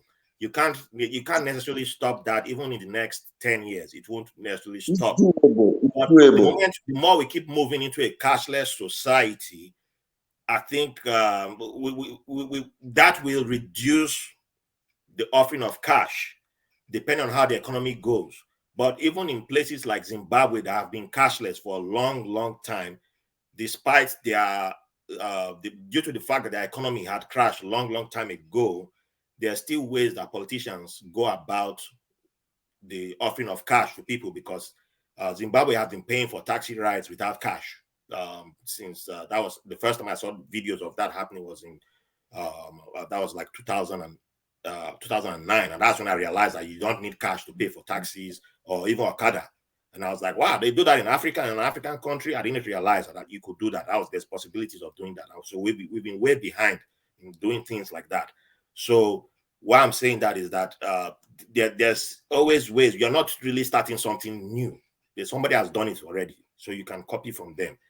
Now, the BVS thing, that is the tricky part. Some people say, oh, because we don't have 24 hours light, we shouldn't be trying something like that. I'm like, no, you don't need to. Implementing something like this will force the other changes to come. You need to be advancing with technology. You need to be adapting to technology to force the changes, because you need to embrace technology, whether you like it or not. You cannot be shouting giant of Africa and then waiting for 24-hour light to advance. No, keep moving forward. Keep moving forward. Keep moving forward. And the changes will come. But I like what the Inecs chairman is doing by implementing this technology. Well, it doesn't mean everything will be perfect. No, it doesn't mean it will be perfect. But I think it's far much better than the previous. To what Simba said about the Kano, was it Kaduna, where there was the manual issuing of tickets. I filed that under the Nigeria happening to Nigeria. And do I have any other option for that? I don't think so. However, if we are willing to make it happen, Nigerians can make it happen. The tweet that I saw last night was from David Hundeyin, and he showed how you can counter the talks that always put at that come that like I'm not allegedly, let's say APC allegedly deploy thugs at Lagos, because that's the place that I can point to. One way to defeat them, and it's been done in other countries in Africa, is to come out in numbers. If there are 20 thugs there, then you mobilize in numbers to go vote. If you come out one by one to come out and vote, the thugs will overpower you. But if you come out in hundreds to vote, you all know each other in the neighborhood. You all talk to each other. You all send text messages. We are all going to vote at 9 a.m. You come out, you're in your hundreds turn to 1,000. You are more than the thugs. How many people the thugs want to beat? They are women, they are boys, they are girls, they are men. The thugs are humans. They will run. And it's happened. It doesn't mean if it's PDP thugs, they will run. If it's whichever party thugs, they will run. It's happened in different places. It's happened before. Security agents, where the thugs are, they will step back. But you have to use what you have. You have to use your weapons too. Weapon, I'm not saying go and carry gun and shoot gun, and that's not what I'm saying. But you have to learn how to use the intimidation against them too. Like one thing that happened one time when I was in Port Harcourt, and we went to the area that we weren't supposed to go to, Diobo line. If you know that area, I was living in Lakoya Estate. We were like, there were two boys who, they said they had stainless. When they have stainless, you know what stainless is on their waist. And, but I was one person, but they didn't realize that there were four other boys that I came there with. None of us had stainless. But I said, you sure say you won't come? You sure say you won't near me? They said, how you there? I said, I there with more than one. And by the time the other four guys showed up around me, then now it's 5 versus 2. None of us had gone, but the other 2 now, I don't know, but they are calculating now. Oh, these guys. But now you start talking louder. You start shouting, you start pumping your chest up like, you're doing the gorilla thing. But it's intimidation. Now it's a gamble. Of course, they're now looking like, okay, I don't want to take this chance, but of course you're throwing insult and all that, but they bounced away. People have been doing this before. It's not new. You're not reinventing the wheel. So that's all I'll just throw out there. All right, thank you. Ngozika, let me come back to you. Okay, so I was saying something about sensitization and how I was hoping the churches would not take a laid-back attitude. And I encountered something today that made me happy. I attended church today, and the priest was announcing that next week, Sunday, we were going to teach people how to properly vote. And I think it's a good initiative. The majority of our people look up to the church for succor, for hope and for direction. So when you have this kind of initiatives coming from the church, it goes a long way. What they will do is after each mass, they will have the Inecs. They did it during the continuous voters registration. They had the Inecs people come over after 10 o'clock mass, and people who wanted to register were able to register. And now they are doing it again. It's a laudable initiative. I think more of it should be done. After church, they take people through the procedure of the beavers. I was very happy hearing the priest talk about the beavers. He was telling the congregation, when you go that day to vote, make sure the number of the beavers is 000. Don't let them start anything if the number is not 00. When you go, don't go alone. Come out en masse. If people are telling you not to go out, do not listen to them. He was very clear. He said that this is not the time to sit down and keep quiet or play ostrich. That the time for playing ostrich was no more. And I like it, and I think it's something every other church should emulate. Sensitization from the church is a go-go. And if we can replicate this in the villages, I came across a tweet some time ago where somebody was talking about the use of town criers to do sensitization, and I think it's a beautiful idea. If this method, if you see the church, if we can get through the church to do sensitization of their members, to teach their members how to properly vote, how to make sure their thumbprint, their index finger, they print, the thumbprinting does not go beyond those lines, it will go a long way to reduce invalid vote. It's not about coming out en masse. You can come out en masse, and most voters are clueless. They do not even know the next thing about voting and voting rights. But when you have this initiative coming from places they cannot ignore, some of them cannot ignore direction from their church, it will go a long way to help boost voter education and sensitization, town criers, and then church sensitization. So that is it. All right, thank you, Ngozi. Let me show this video or this picture and see who knows, who has seen this before. All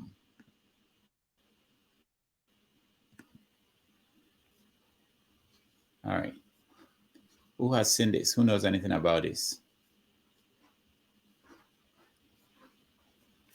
Anybody? Yeah, this was That's Alaba, right? I understand that Obi Kubana wants to end the guy out and just Not just Obi Kubana. A lot of the well-meaning people have been asking for the boy to be located. I mean, it's a picture that inspires a lot of emotions. And let me just quickly say this. Somebody was saying, I think I just accidentally went to the comments, and somebody was saying, I thought Blessing said she be leaving in the next 30 minutes. Yeah, so I'm supposed to have left, but I can't see bus. I'm waiting for somebody that offered to go and drop me off. So yes, it has happened to me. I can't see bus. So any rescue here? Let's see, you are on a date. Now, can I baby that come to date? Not on a date, though. I'm not on a date. I came for a game night. I came alone. I'm not on a date. I came to play game, to play Scrabble. Ovia, go and drop my sister for me now, Ovia. She don't catch already. She call husband. I don't call husband. Ovia, I did not come to hustle. Ovia, I did not come to hustle. I came to play Scrabble. I'm done playing Scrabble. I'm speaking the same language. We are not speaking the same language. We are not speaking the same language. I came for a game night. It's a hikers game night. So I came for a game night. I'll finish my game and I'll be going home soon. If you know, not only you know what you mean by hustle, but I get the implied meaning. And I'm saying it explicitly. Ovia, you know they do the same work. I know you go for hustles like this. I know they do the same work with me. I'm not your colleague. I'm not your comrade. I'm not your colleague. I beg. I wish they no wish. I'm not your colleague. I beg. I think God beg you. I don't for hustle. Okay. All right. Welcome to the show. Blessing, welcome to the show. That's the only way we can settle. We can't hear you. Can you hear us? Look, busy is on the network. Can I say something? Okay, man, proceed. Go ahead. Yeah, I was just gonna comment on that boy that's in front of Ubi today, because that picture has become the picture of the year as of right now. The name of the boy is Yusuf Alabi. I think you hear me? Yeah, we can hear you. Go ahead.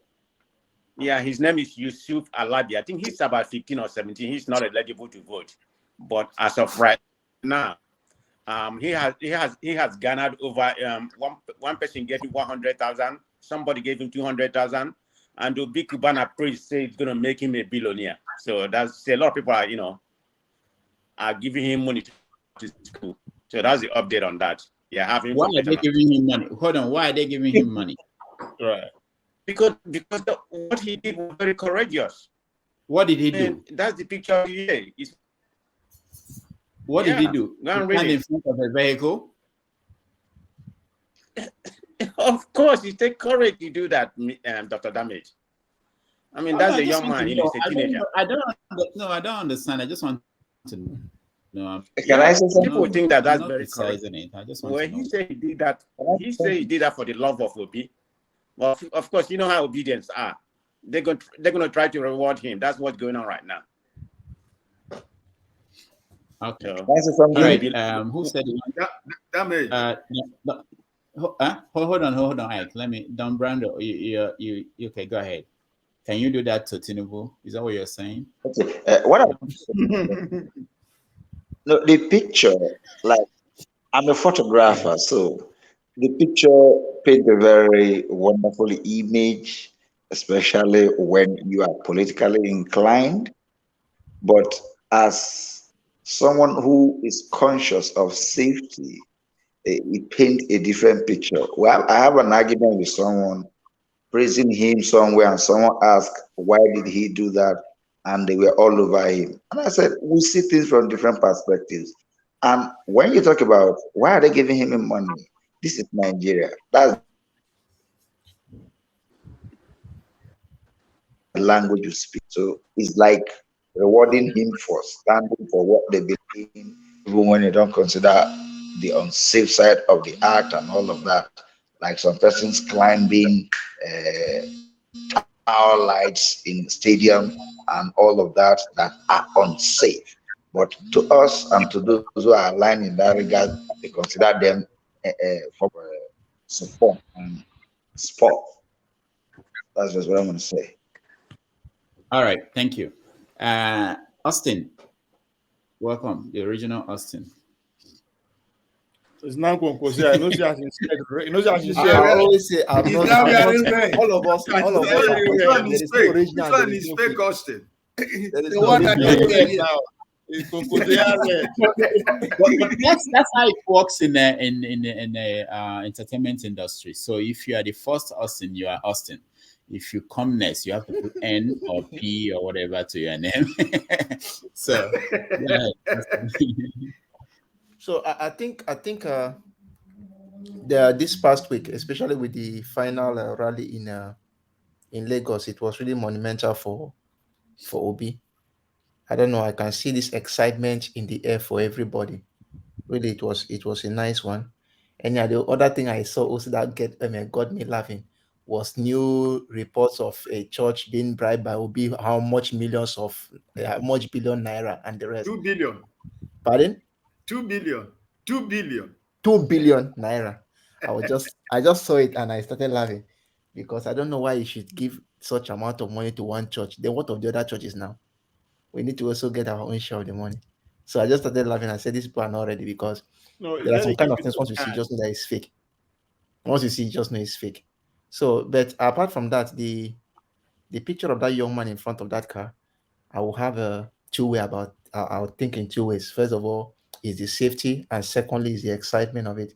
For the excitement, painting that picture about to be was good, but for the safety side, we always want him to be very safe. But I will tell you one thing: I'm not a fan of rewarding people with money, all those things. I'm not a fan of that. If you do something, you did it for your own. You did it for you were, let's say, you had how they call it again, patriotism. If you have your patriotism towards something, then fine. But it doesn't mean you should be giving money all the time as reward for everything. So I don't see giving of money as the main thing. If I was in his shoes, I don't think I want to take anybody's money, but that's me. But it's him. If he goes with it, fine. So that's just the whole thing. But I don't see rewarding people with money with that. I don't think so. Austin, can I say something about that? But you're not in Nigeria, so you can say that. Can I say No. Now let's put it this way. Even when I was in Nigeria, I don't believe that money is everything. Even when I was in Nigeria, there are cases where I had opportunity to divert hundreds of thousands, but I refused. In fact, because of that act, I had to stay one additional, almost 6 months to a year, where they refused to sign my results because I refused to divert. You must be from a Jabota family. It must be from a Jabota family. That's why. No, my father is not the highest. No, my father is the type that will always drag your ears. You don't collect what doesn't belong to you. My father is not the richest. No, come on, it's not true. My father is not the richest, but he always drags your ear in such a way that you cannot take what doesn't belong to you. And that's why not the money, as I said, it's not like the gold standard for everything. As I said, if I was the person, I would love to do that. Good, nice, but I don't think you need to be rewarded for that, except you start making people start acting. I like Austin. Let me Austin. My father is not the richest. The car was moving at 5 miles per hour. So it wasn't Austin, can I say 5 something? miles per hour. Okay, hold on, guys. Let's have it for now. You wanted to ask me a question, yes? Austin did not say the father is not rich. He said the father is not richer. So yeah, I love what Don Brado and Augustine said, but all the world history, those that have made record in terms of heroes, they have broken the safety rule. That was pure emotion. And if you see that, it wasn't acting, it wasn't stage managed. The guy was emotional. And emotion is just a second that can bring you down or take you up. He could have died. But the other way, it has become locked to him. So getting money, I don't think he went there to get that money.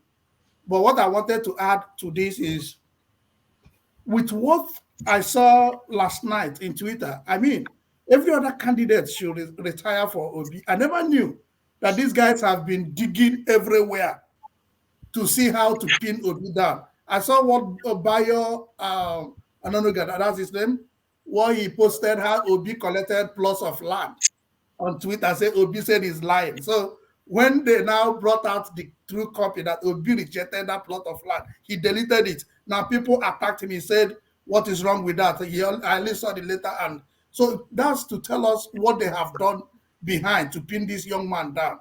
And since they didn't get anything, because for me, I like that fact. When you bring out that he collected a plot of land and when they debunked it, you would have gone to your master to bring what nobody have said what Tinubu refused to take in Lagos State.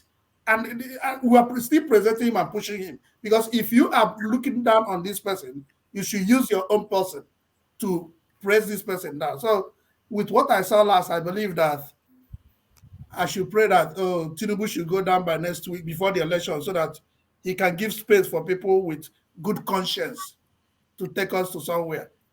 Don brother, I know you want to go to somewhere and you need a man with good conscience. Thank you. All right, thank you. Raph, go ahead. All right. Yeah, for the young man whose photo was taken, I don't have any issue if someone else wants to give him money. I understand the point of not giving him money, but that's not for me to tell other people what to do with their money. Poverty is real in Nigeria. I lived in that poverty. I don't know what I would have done if it was back in those days when I was doing 101 or 001 or 010. It's easier for me to say it now and say, yeah, I wouldn't have taken money because I can eat now. I'm eating better cashew right now. So yes, it's easy for me to have my principles intact. But when it was those days when Bele was rumbling a lot, temptation would have been different. So if people want to help the guy, I know it's easier to say give him scholarship, give him opportunities. It won't feed him. right away. Because when you are hungry, you haven't eaten for days, you don't know how many, you look how dirty his clothes were. The guy shouldn't be in that position in the first place. So, yeah, it might just be money that he needs right away to get started. And if people want to help him in whichever way they feel, let them do it. It's part of our problem. It's part of the whole situation of why we are where we are. So I don't believe in telling people don't do it if you already started doing it. Yeah, but I commend the young man. I just hope he doesn't turn out to be like that guy who jumped into gutter and was drinking gutter water for Buhari. Because we tend to see one person like that every election. Who, you know, it reminds me of you know, there was a funeral that I went to one time. I think it was in yeah, I'm trying to remember Timi Alaibe's village. When we went for Timi Alaibe's mother, Opokuma, went to Opokuma for Timi Alaibe's mother's funeral. He's related to my uncle by marriage. And a gentleman claimed to have swum from 2 villages away just to attend that funeral. He doesn't know Timi Alaibe, but I just, yeah, there's a funeral. I had a big party, you know, Bedu Day today. I need to show up. And I was like, dang, you're not going to tell that guy, I'm not going to give you food. The guy swam 2 villages away inside River None in the middle of the night and showed up. And you know, this thing we like to do at our parties where you're looking at face before you give them food, before you serve food, you want to select, I don't know your face, I won't give you food. That guy showed up dripping wet.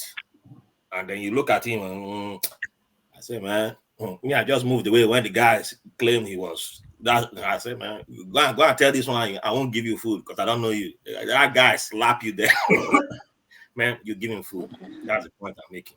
Sometimes that's all you need to do. For some people, the solution is right there, give them food. For some people, the solution is I will give you scholarship later. Yeah, but sometimes take care of what needs to be taken care of right away. That's all I would say. All right. Thank you. Thank you, Raph. Ovia. All right, Ovia. Ovia is eating now. It's about the picture. Go ahead.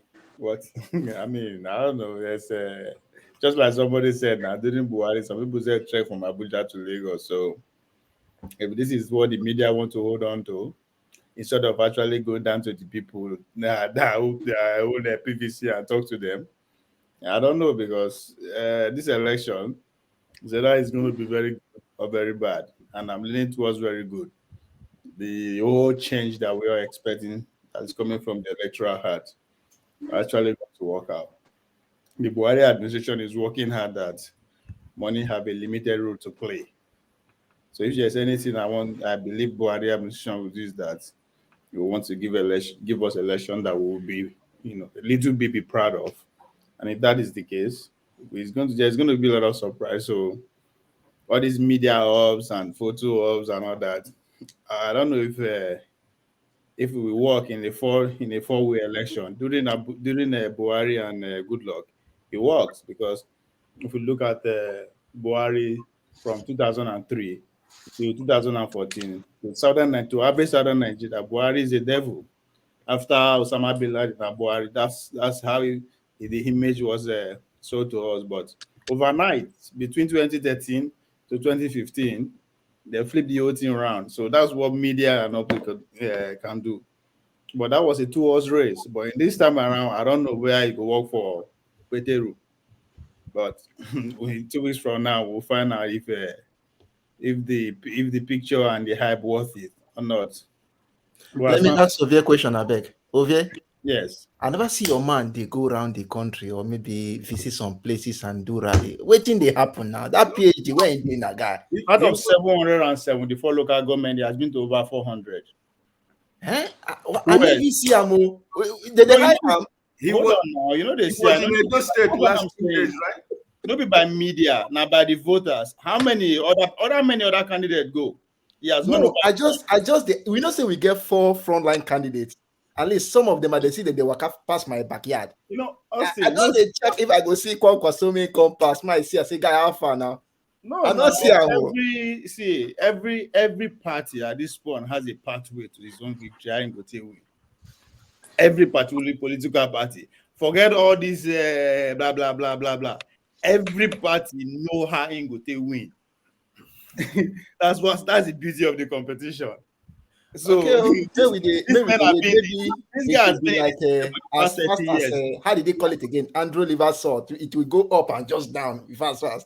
No, that's what we are waiting for. The man has been there for the past 30 years. So you think he doesn't know what he's doing? To go up 400 local government, it is in I am. The idea is to get as many votes from every state. That's your point. There's a pathway for everybody. So if you don't see his own pathway, it's understandable because you really focus on your own one. Anybody that you're supporting, how you go to win. And that's why I give it to Tom Brando, regardless of how was able to stay on course because they have a pathway to the presidency. Whether we might agree or disagree with him, they have a pathway. So being around 400 local governments, and if you think that is not something to actually pay attention to, well, on 25th of February is the day. I wish your guy well. I'm just no. We don't do by wish. We actually work. I'm just wish is not for people who no work. We actually work. Let's hear from Don Brando. Don, go ahead. Thank you. There is something we brought up that I think is worth discussing. Pathway to victory, because all we are talking about is how we work on who becomes the next president, and we have kind of agreed on possible four frontline runners. Everyone is one or the other. Let us hear the pathway that each person think he or a candidate can get to the place, because it matters. Okay. Brando, you started by telling us that Tinubu will win Delta State. Did you say that? Say, no. Oh, but the governorship will be the APC. Definitely. Okay. Yeah. All right. So tell us about pathway that Tinubu has to the presidency. Okay. According to the Electoral Act, to be declared president, you need to get 5% up to 10 of the states and the majority vote. And from what we have seen so far, the only states where we are not absolutely sure of 25% are some states in the southeast. And just for the purpose of 2-3 states in the north. Outside that, 25% votes is for in all the other states. And getting majority vote is about getting enough votes, the most you can start from the southeast. And we're going to have a good harvest in the south, that's the south, and the southwest, a proper harvest of votes. And whatever happens in the north will cancel out whatever another person is going to bring to the poll. So with this arrangement, we will have a clear majority. By my own tabulation, we will have clear millions over who is coming second. Thank you so much. Who wants to talk about the part that PDP? I don't get. There was a PDP person in the chat room. Yeah, I didn't get to hear from PDP people. PDP, No, Ovia, you can't talk for PDP. PDP was in the chat. That's what was the PDP and LP go cancel themselves out. So Gogosa and Tinubu will run for the rerun. No, Ovia, talk about Kwankwaso, the party has to get in the presidency. Yes, okay. The party Kwankwaso has is what I've just analyzed. It's obvious that there's not going to be a clear winner as the game goes. So what happens? The first two will go into the rerun. How do we get to the first two? The person with the highest number. Then the second person with the highest number of states will follow as the rerun. So either way, based on the region that Kwankwaso is coming from, stand a chance to pull it off.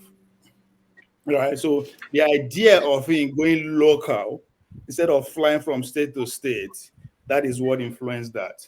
Today, as we speak, there is no way, there is no state in the north or the 19 states that Kwankwaso is not going to get 25% based on his routes. That is his pathway. So, and now on the rerun election, we all know it's a simple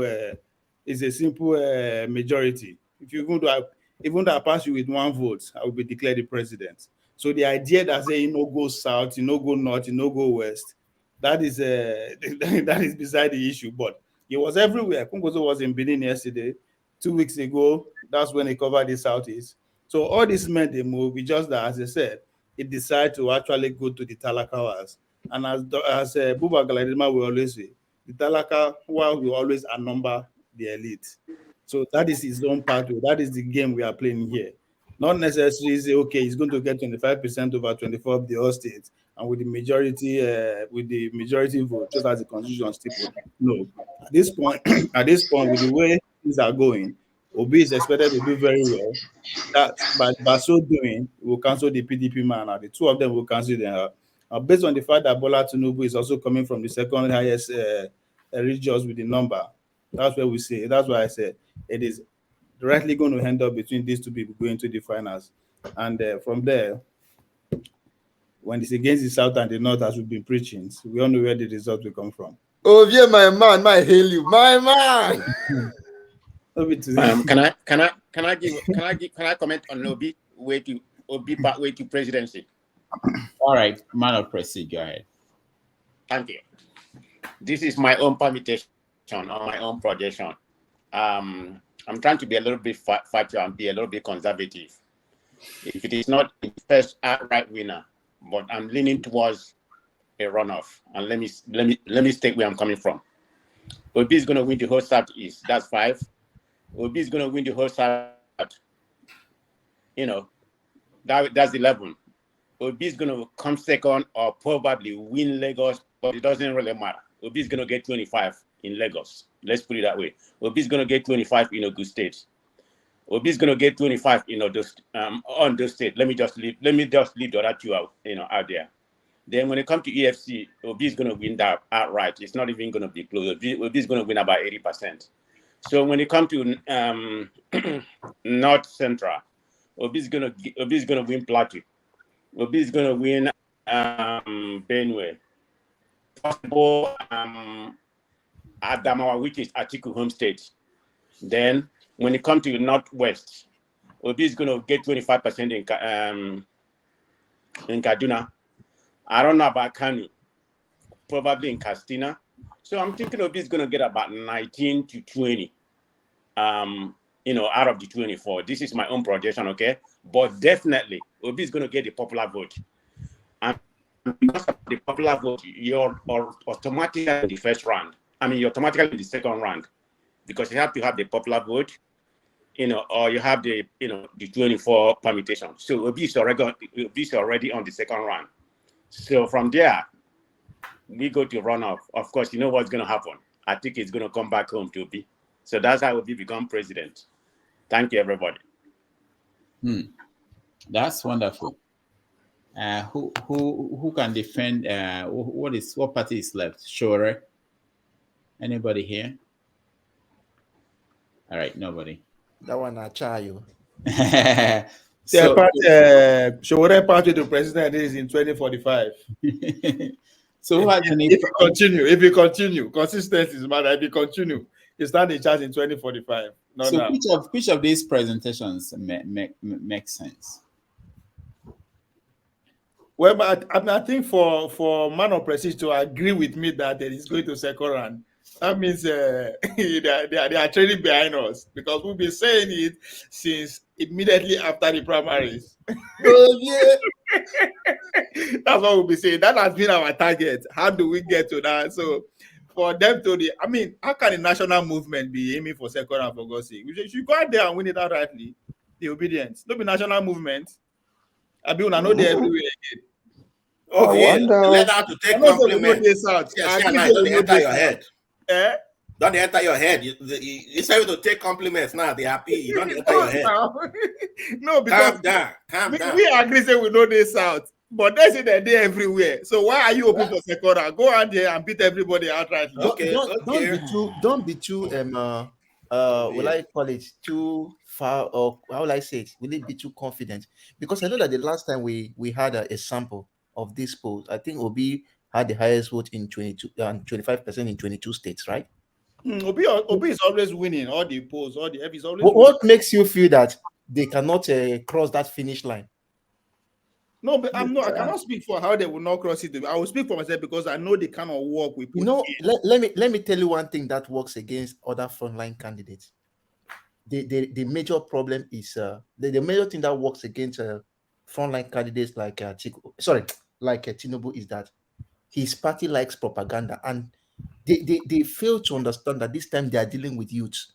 There are some people who are just on their phone. Once you put on anything, they just find something they use to counter it. And the more you lie and people find out, the more you lie and people find out. There will be a time you tell me the truth, I believe it's a lie. But Austin, what is more propaganda than to say that the obedience is a national movement? No. Is that not a propaganda? Now, that's the first thing.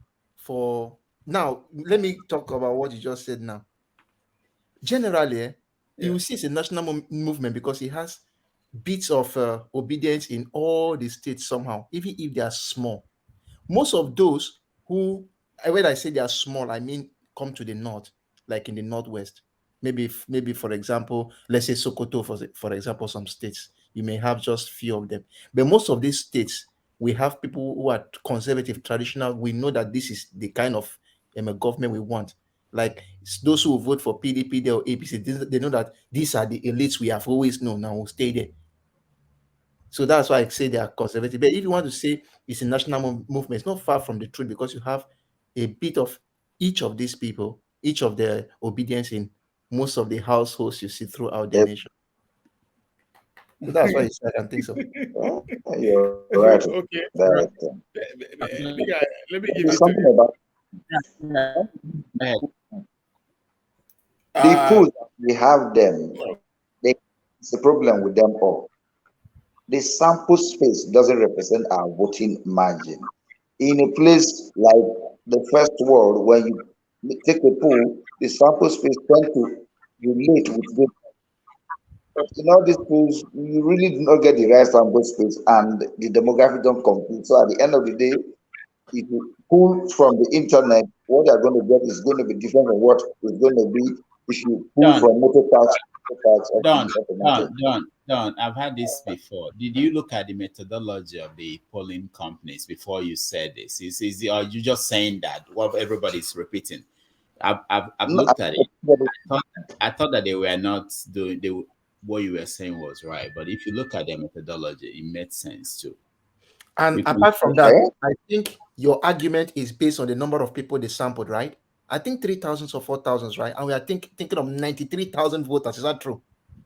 You cannot sample everybody. Even companies like outside, maybe Nigeria, the United States, and the rest. The best they will sample is 2,000, 1,500 for millions of voters. That is why we call it a pilot study. The point is that who did you sample? Was I biased towards some people? No. If you are not biased, you throw the net randomly, random sampling. You can have a mind of the people from 1,000 people. It's possible. Ovia, let me ask you a question, if you wouldn't mind. No. Let me ask a general question to all of us. Listen, because I don't know why most of us Nigerians, we think whenever it comes to Nigeria, everything is fake, everything is false, everything is because it's from this side. You live in a developed world. They make samples of election. What the Republicans and Democrats, they just had an election, and the samples and the prediction almost was 99.5% correct.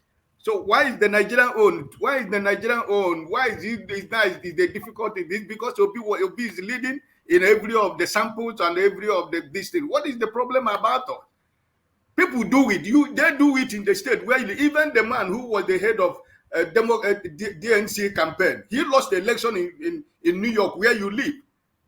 But the Democrat did more than what was expected in the House of Representatives, and that was the figures were coming, and the data were coming, and it was positive for Democrats, Republicans begin to lose because everybody was thinking it's going to be a sweep for Republicans to take the House of Rep in this last election. But it didn't work out, and it was completely seen everywhere. So the one we are doing in Nigeria now, when they do not, they say it's the Labour people or both those people. Oh, their sentiment. Oh, they are for B people. Listen, let us. It's just next week. Election is just next week. And like I said, yeah, somebody is going to win and somebody is going to lose. It doesn't matter what. Tomorrow, Nigeria remains Nigeria, right? So let us not think that the sampling is wrong because it's in Nigeria, but it's good in America where you live. If they make sample in the US, it's good. But when you make sample in Nigeria, it's wrong because your party is not part of it or because you don't like who is the first and second and third. Listen, let's be honest to ourselves. Let's stop playing all this kind of politics. We live in a developed world. They do it everywhere. So and at the end of the day, after the election, you find out that the sampling 99.5% almost every time they come positive. So what is the problem? I don't know what's the problem. Thank you, guys. Thank you, Ike. Let's welcome Kolata. Kolata, welcome to the show. Hey, Dr. Who wants to respond? Me. Ovia want to respond. Ovia, go ahead. You see, talking about the sample, I mean, there are so many reasons that I don't really pay attention to polling, not just in Nigeria, every year in America. At the time that we are in the age of information, there's what they call information warfare. You understand? All these are natural, but if you see, to those who they believe in American polling and all that, there are so many factors that they doesn't go put into consideration. The classical example is that of Hillary Clinton and Donald Trump. Right? Everybody say, oh, Hillary Clinton go win, but they never factored in the decision makers in that poll. Now, in Nigeria, where we say we don't know how many will be, right? So we don't know how many be, where the voters are actually going to say. State like Ondo State, where we say Akure and Ondo are almost two big cities. Where's your sampling coming from? Is this going to be from Ondo or is it going to be from Akure? And these people might not necessarily vote the same way. Kano has about 44 local governments. When I take samples for Sabongere, for instance, I think that represents what everybody is saying. So Ovia, are you saying this because you know that's what they did, or are you saying this because you assume that's what they did? That's what they did. I mean, did you check their methodology? I do. I did. Which one? Even when they say they no go the inner, when they say they no go the main metropolitan cities, they go the inner. I follow them. I follow. Okay, I'm just trying to. The next year sampling, the person gave the criteria for sampling that they sampled in both rural and urban areas in all the local governments and even the states. So they didn't concentrate. They put few locations from those states, few rural locations from those states and sample it. Not all. Now, can you repeat that again? Maybe let me get what you said. Not all local. Okay, let's again. I pick Kano as an example. Not be all for the 4 local governments of Kano and then go. Of course, do they up there? Must they go all the 4 for the 4 local governments? No, maybe 1/3 of it. But they didn't do that. They picked like 2 or 3 localities from Kano, not necessarily Kano capital, but 2 or 3 urban, semi-urban towns and sample them. I think in that sampling, they also took into consideration the size of the voting population. So if, let's say, in the South, you have lesser vote compared to the, let's say, Northwest, they will take more people from the Northwest compared to the South. That was what they also factored out. So the voting population was taken and the positions were also taken, except the person did not explain, did not tell us exactly what they did. But if this is what they said, that was what they asked. Because I remember Shehu asked the question, what was the criteria? How did you select these people? And all these things were being said, except I know here I'm fine. But from what I heard, that is what they did. That's what I think. All right, hold on, guys. Let me work. Okay. Let me see. Austin, go ahead. Austin N. Before we go to Kolata. Go ahead, Austin N. Personally, I've been taking interest on Ovia because Ovia and all the politics is confusing me. Data collection, because it is matter of data collection, and in data collection, nobody collects every element. You pick and choose, and when you pick properly, you get the right thing. And you remember that every sample you must have the margin of error. like now, after Trump incident, it became a lexicon, the Trumpian situation.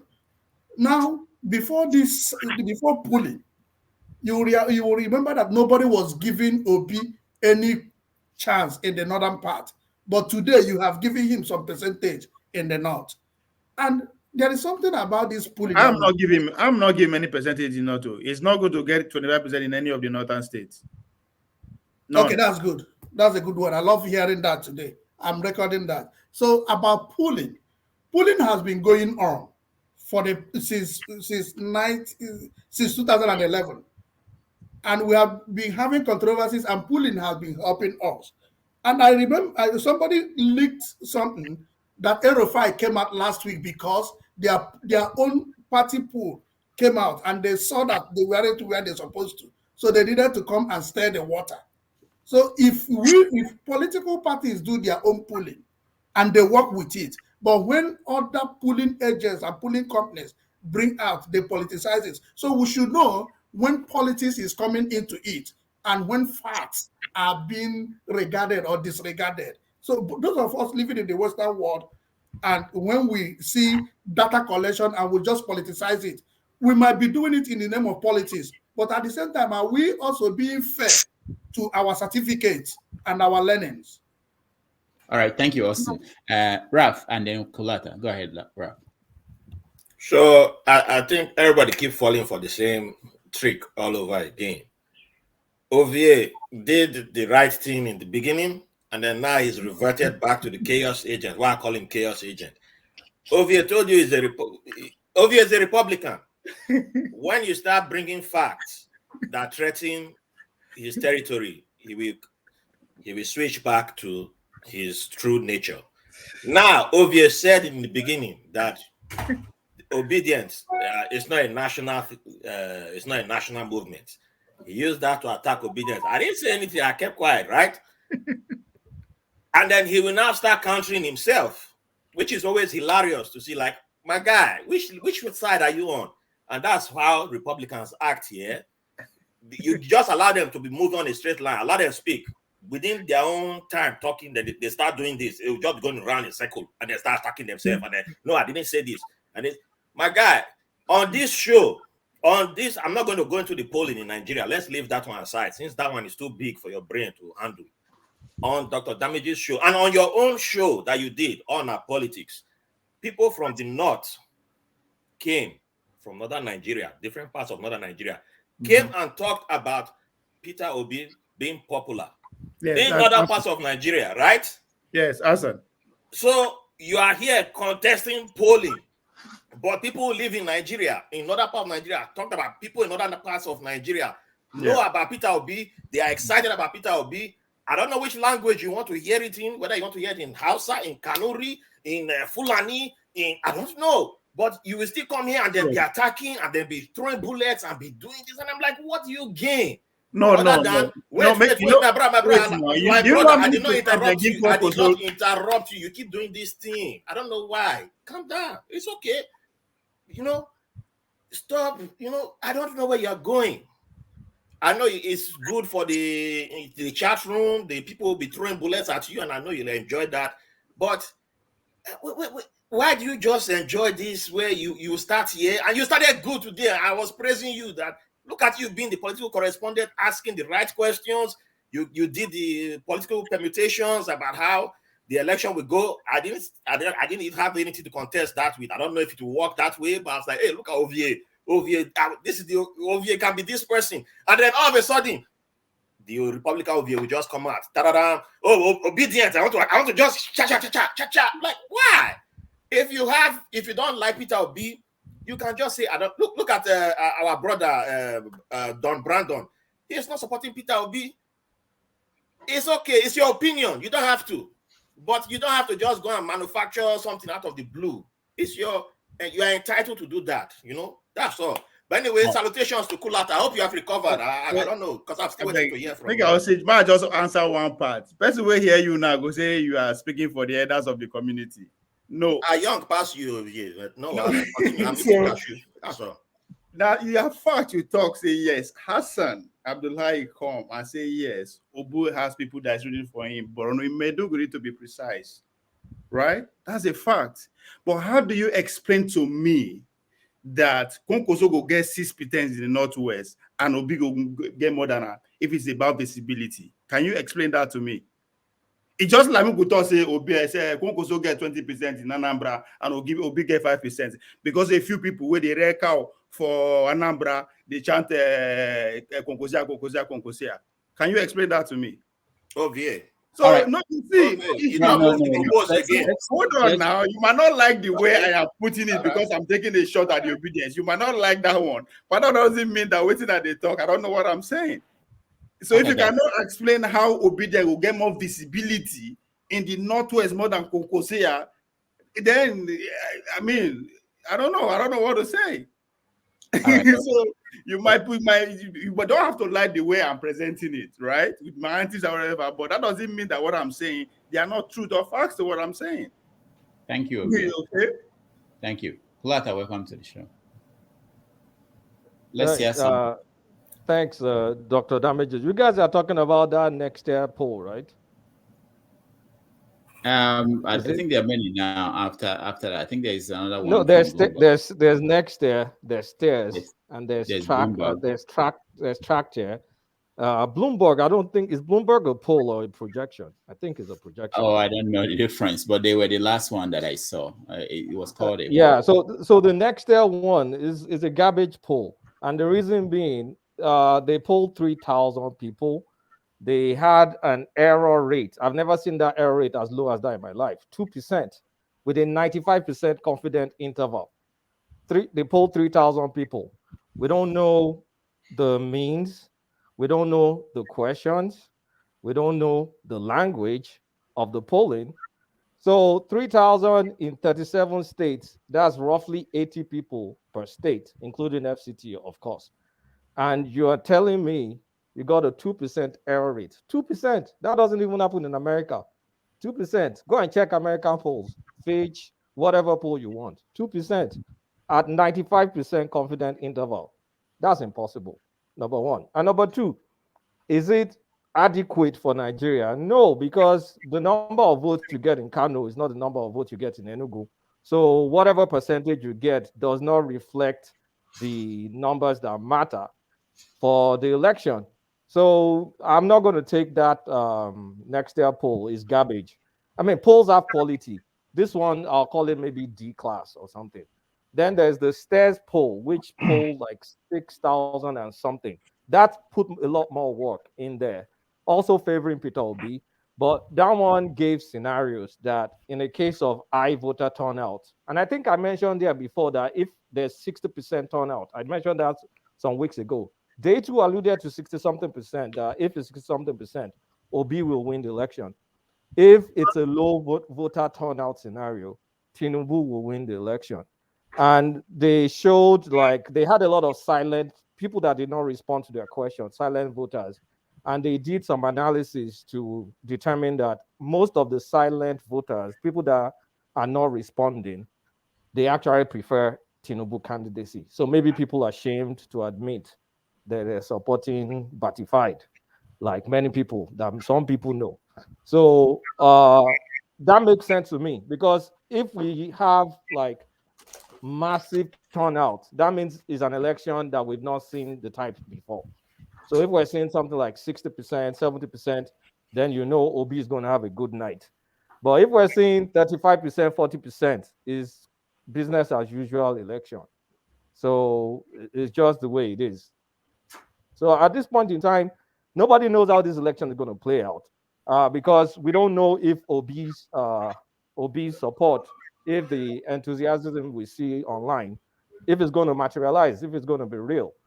If it's going to be real, and we're looking at gangbusters, people turning out, then all bets are off. Nobody can predict the election if it's going to be real. The best some of us can do is predict just a slight increase from our normal 35, 30%. I'm thinking maybe like 40% is reasonable for this election for my own personal reasons. And in that scenario, Obi will come third, in my opinion. So, Kulata, two questions. One is there any chance that Kwankwaso will ever become the president of Nigeria? Help me block Ovia so he doesn't talk.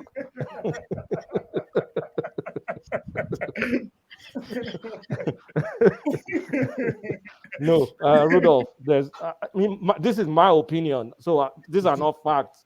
This is just Kulata's opinion. In my opinion, Kwankwaso is a distant, very, very distant fourth. Okay. But it's my opinion. Yeah, last time we spoke, we were worried about students, whether students will be able to vote. And that's a change that happened in the last 1 week, which was that they are closing the universities. So how is that changing your estimations and permutations? Is Rudolph, I think, is neutral. The reason being is neutral is now they said students will go home for 3 weeks, but then again, there's no money. So many people don't have money to go back home. So what do you make of it? Do they have money to stay on campus? Kulata, do you know the highest number of those students are from Kano State? Yeah, don't worry. Kwankwaso for president.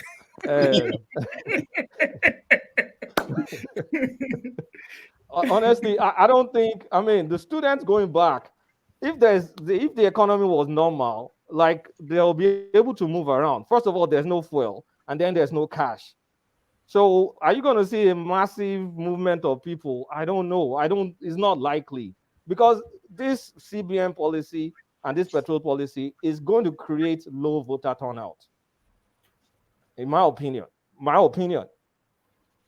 Okay. All right, Austin N. What do you want to say? I love the position of Kulata. Kulata plays a double man's game here. I love what Ovia doesn't deal with pool, and he threw it away. But Kulata has his own pool, and he is trashing an organization's pool, and he is asking for their data or their collection method. And these people said, if you need it, write to our office.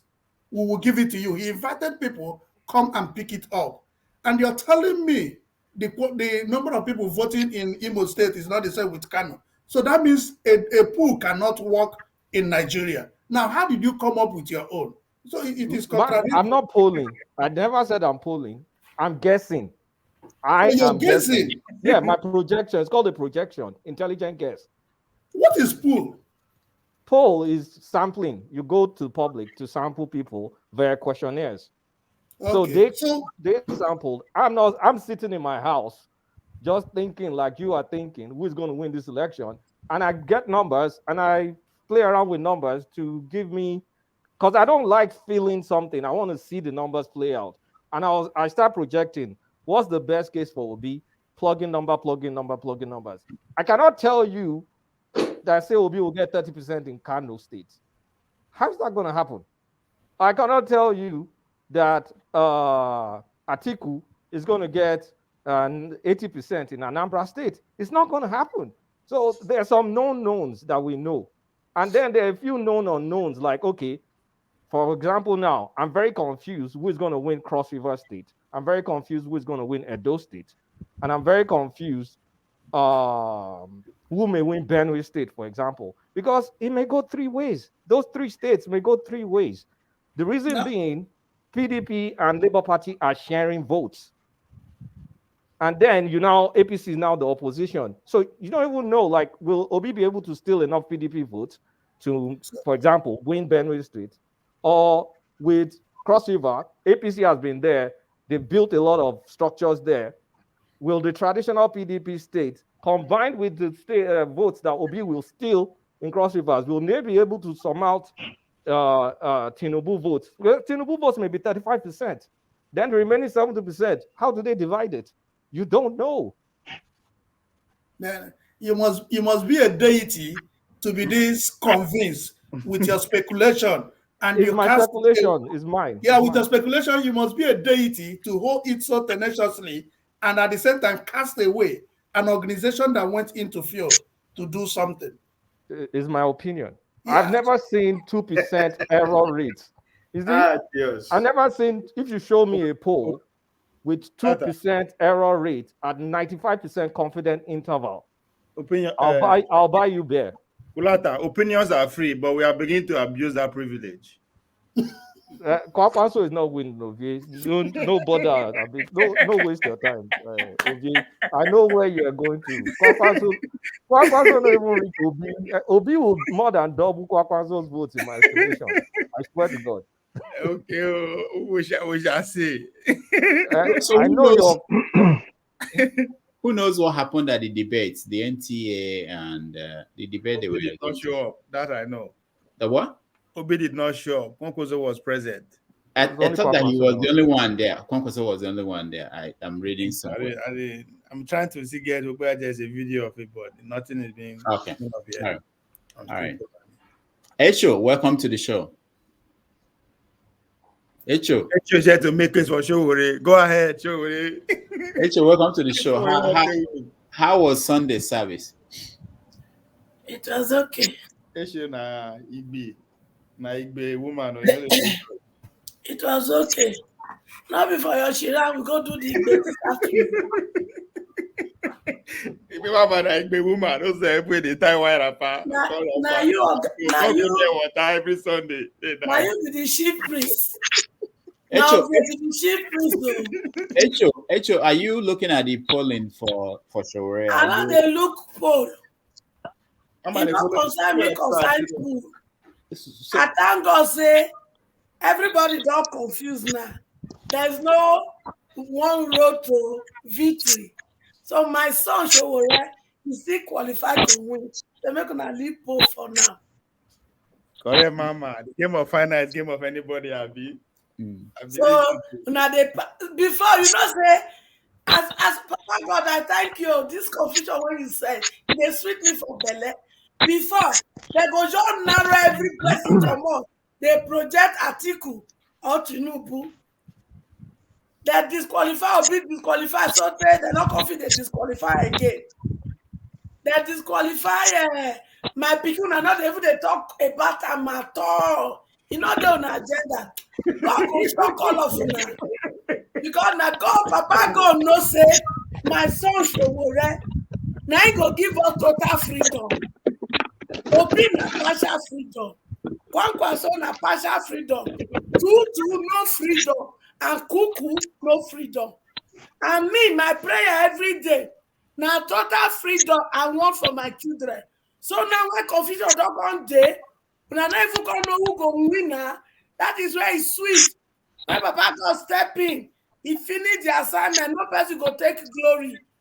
I don't tell her. If you give Tutu, he go say, na money do. If you give Kuku, he go say, na money do. If you give obedience, they go say, na their effort. But if you give out to my Showore pikin, nobody go share your glory with you. And I know say Papa God, he no more sharing glory at all. So make una they do now they go. Thank you, Echo. And Dubisi, welcome to the show. Thank you, Doctor. Can you hear me now? Yeah, we can hear you. So I don't know who you are supporting, but what is the path for that person to the presidency? Well, the polls are empirical enough, but I want to distance myself a little from them and look at the realities on the ground. From what I'm seeing, people who are projecting that things will turn out the normal way, that the voting pattern has been going, may not be reckoning with the how gingered the youths are. And then the youths are distancing themselves from all the political tricks the old politicians normally use. That is why you can find some youths in some so-called stronghold of APC or PDP chanting support for Obi. And they might have other things up their sleeves on how to ensure they defend their votes on those days, because already some of them know the tricks these politicians use and they are out to counter them. So those people projecting a high turnout for APC in some and Southwest, they may find themselves disappointed at the end of the day. Besides, the trouble in Nigeria currently is biting hard on everybody, not just now. Not people are just talking about Naira and the fuel scarcity, but we know that there has been trouble, particularly in the last 7 years. So people are not happy, and people are determined to make a cost. They already know that it will be doomed with APC or PDP coming back, and that is why they are following Obi. So that is what I think. But my other concern I have, my other concern is about INEC and the elections, INEC and the security agencies. Those are my biggest concern. Like Ngozika said earlier about voter education on how the beavers work, and people should keep their eyes on the beavers. INEC should use these remaining days to the election to do mass grassroots enlightenment on how the beavers work, because I have my concern that some politicians may have infiltrated or compromised some INEC officials and get their IT boys or girls to get hold of those beavers and manipulate it on election day. Then the security agencies too, that they should do their work properly. They should work and be neutral. I've heard the president say that, oh, nobody is going to win this election, that security forces will do their work properly. The army chief has said so, the police chief has already said so, but I've not seen any concrete order. They've given the security agencies to be neutral and unbiased on the day and ensure that voting materials, voters, and INEC personnel on ground are secured.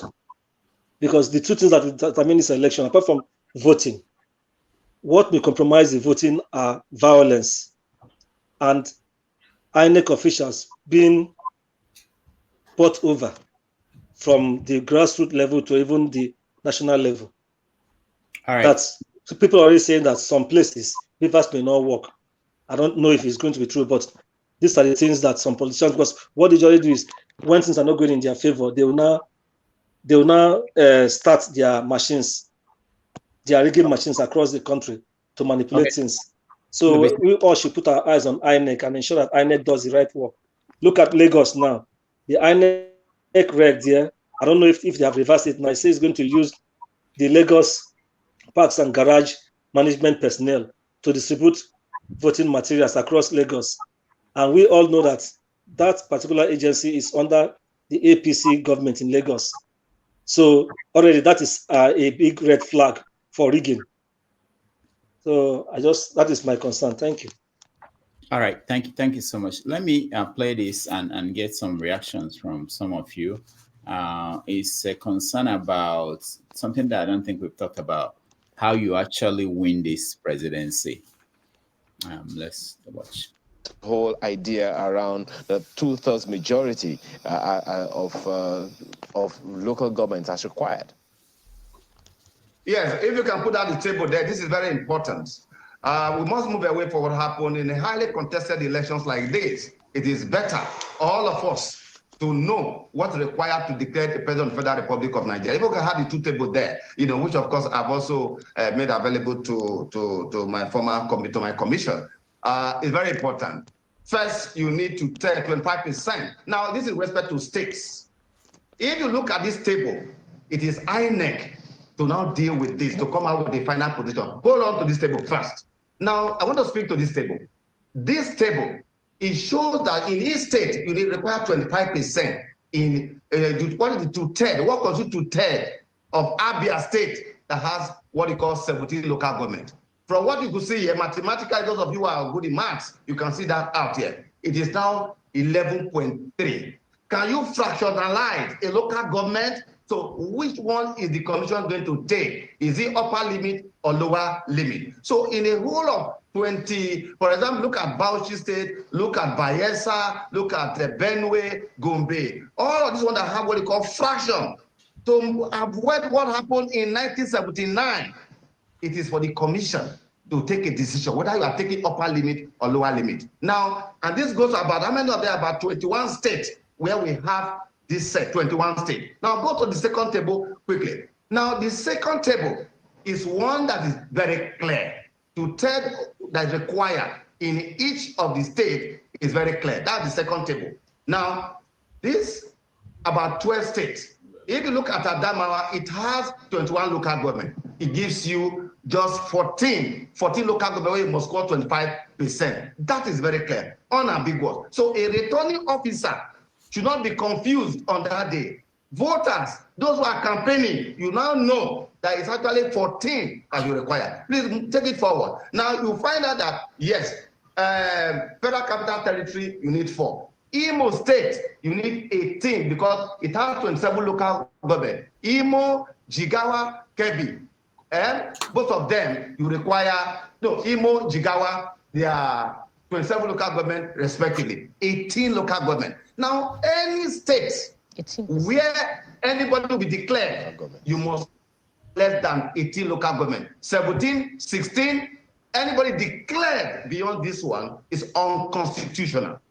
Is unconstitutional. That is what is very clear. So 13 states of the Federal Republic of Nigeria, as we are going for this election, it is very clear what to require. The rest of the first table, what to require is for the Inec to now come out with the final decision on that, so that we don't need to go to court. I say this because in the United States of America, Chamberlain, Ayo, Bukola, Maupe, you all know that of the entire 285 delegates, you need to score 270 and not 70 point something to be declared a president of the United States of America. This has to be made clear to everybody, so that somebody think that happened in 2019 and back where some people were declared without meeting the constitutional threshold. It should never happen in our country again. Okay.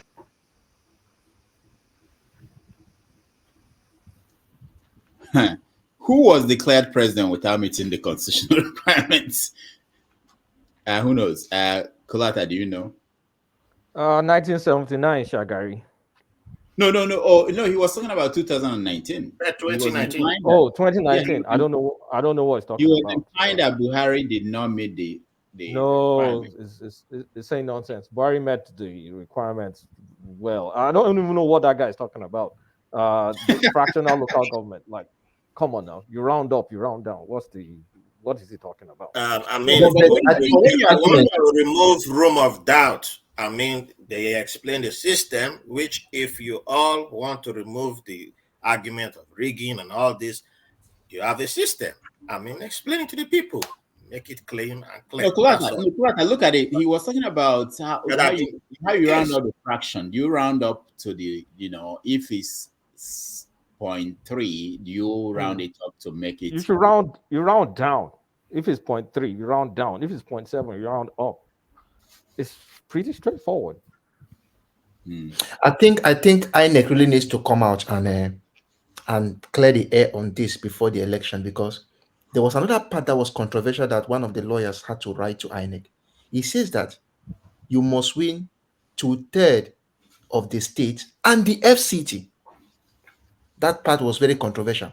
Is it that you win 2/3 of the 36 states, then win the FCT to be declared winner, or the FCT is in 2/3 of the states? That is one part that I had to look. I mean, when it was being discussed on Channels TV, and I feel INEC also needs to come out and clear the air on, because if you say "and" in sciences means when you score 2/3 of the state, you must still win the FCT. Yeah, meaning that means that if that and Austin, it means that you have to get in 2019, Buhari lost the FCC in 2019. Now, that is what I'm saying. That it is a very controversial clause which needs to really be interpreted, because let's say you win all the 36 states. There is no penalty, man. If let's say you win all the 36 states, if that clause says that it is 2/3 of the states and the FCT, if you win the 36 states and lose the FCT, it means you are not qualified. And that is why the Independent Electoral Commission needs to come out and clear the air on this same clause and other clauses like this one. Because tomorrow somebody may meet the constitutional requirement, but maybe people who are at the helm of affair decide to twist the law in another direction. Austin, that's pretty far-fetched, because it's been interpreted times without number. Most recently interpreted in 2019. So they're not, I mean, with the interpreter in 2019, it's not going to change from that interpretation. Buhari did It's not not win the only 2019. That is why you see him even trying to say that maybe somebody was declared winner without filling the constitution. That's why the independent, the umpire needs to come out and say that this is how it is, this is how we have been doing it, and this is how it's going to stay in this election, so that we know how the rules. But you keeping quiet can bring problems tomorrow. All right, let's welcome new people that joined us. The Promise, welcome to the show.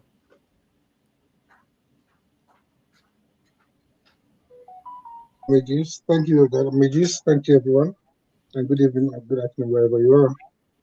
Okay, so we have 13 days to the election, and we're seeing a lot of news. This is the final week for people to pull out whatever prank they have to win the election. So we're talking about how are people going to win and what stories might come up within this week to change the views of voters. What do you think? Who are you supporting, and what do you think are the chances? Okay, I'm supporting Obi. Okay. And going by what we see out there, with what is happening out there, there's a lot of trepidation in the camp of the others. Taking cue from what happened yesterday in Lagos during the campaign, going after, of course, you can see the APC people going to the attack, people going to the campaign ground. That shows that they are afraid. There's so much fear, They already know they are losing. That's my view. They know they are losing, and that's why they now out for intimidation. And now using that tactics to intimidate people and scare people from coming out, even to campaign. So I wonder and I fear what's going to happen on the election day. This is what that's exactly the same tactics they're going to use to scare people, to intimidate people, to keep them away from coming to vote or coming out to vote or cast a vote. So, but be that as it may, whatever happens, this election is going to be totally different from what we've always had in the past, because Nigerians are aware now. The youths are out. I see what is what we're seeing right now is like another movement of NSAS. The youths are out for real change, and they're ready to take over their country.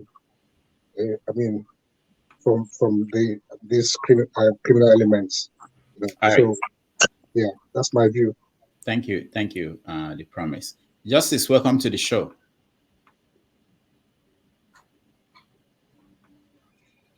Thank you, Dr. Damages. Thank you, everyone.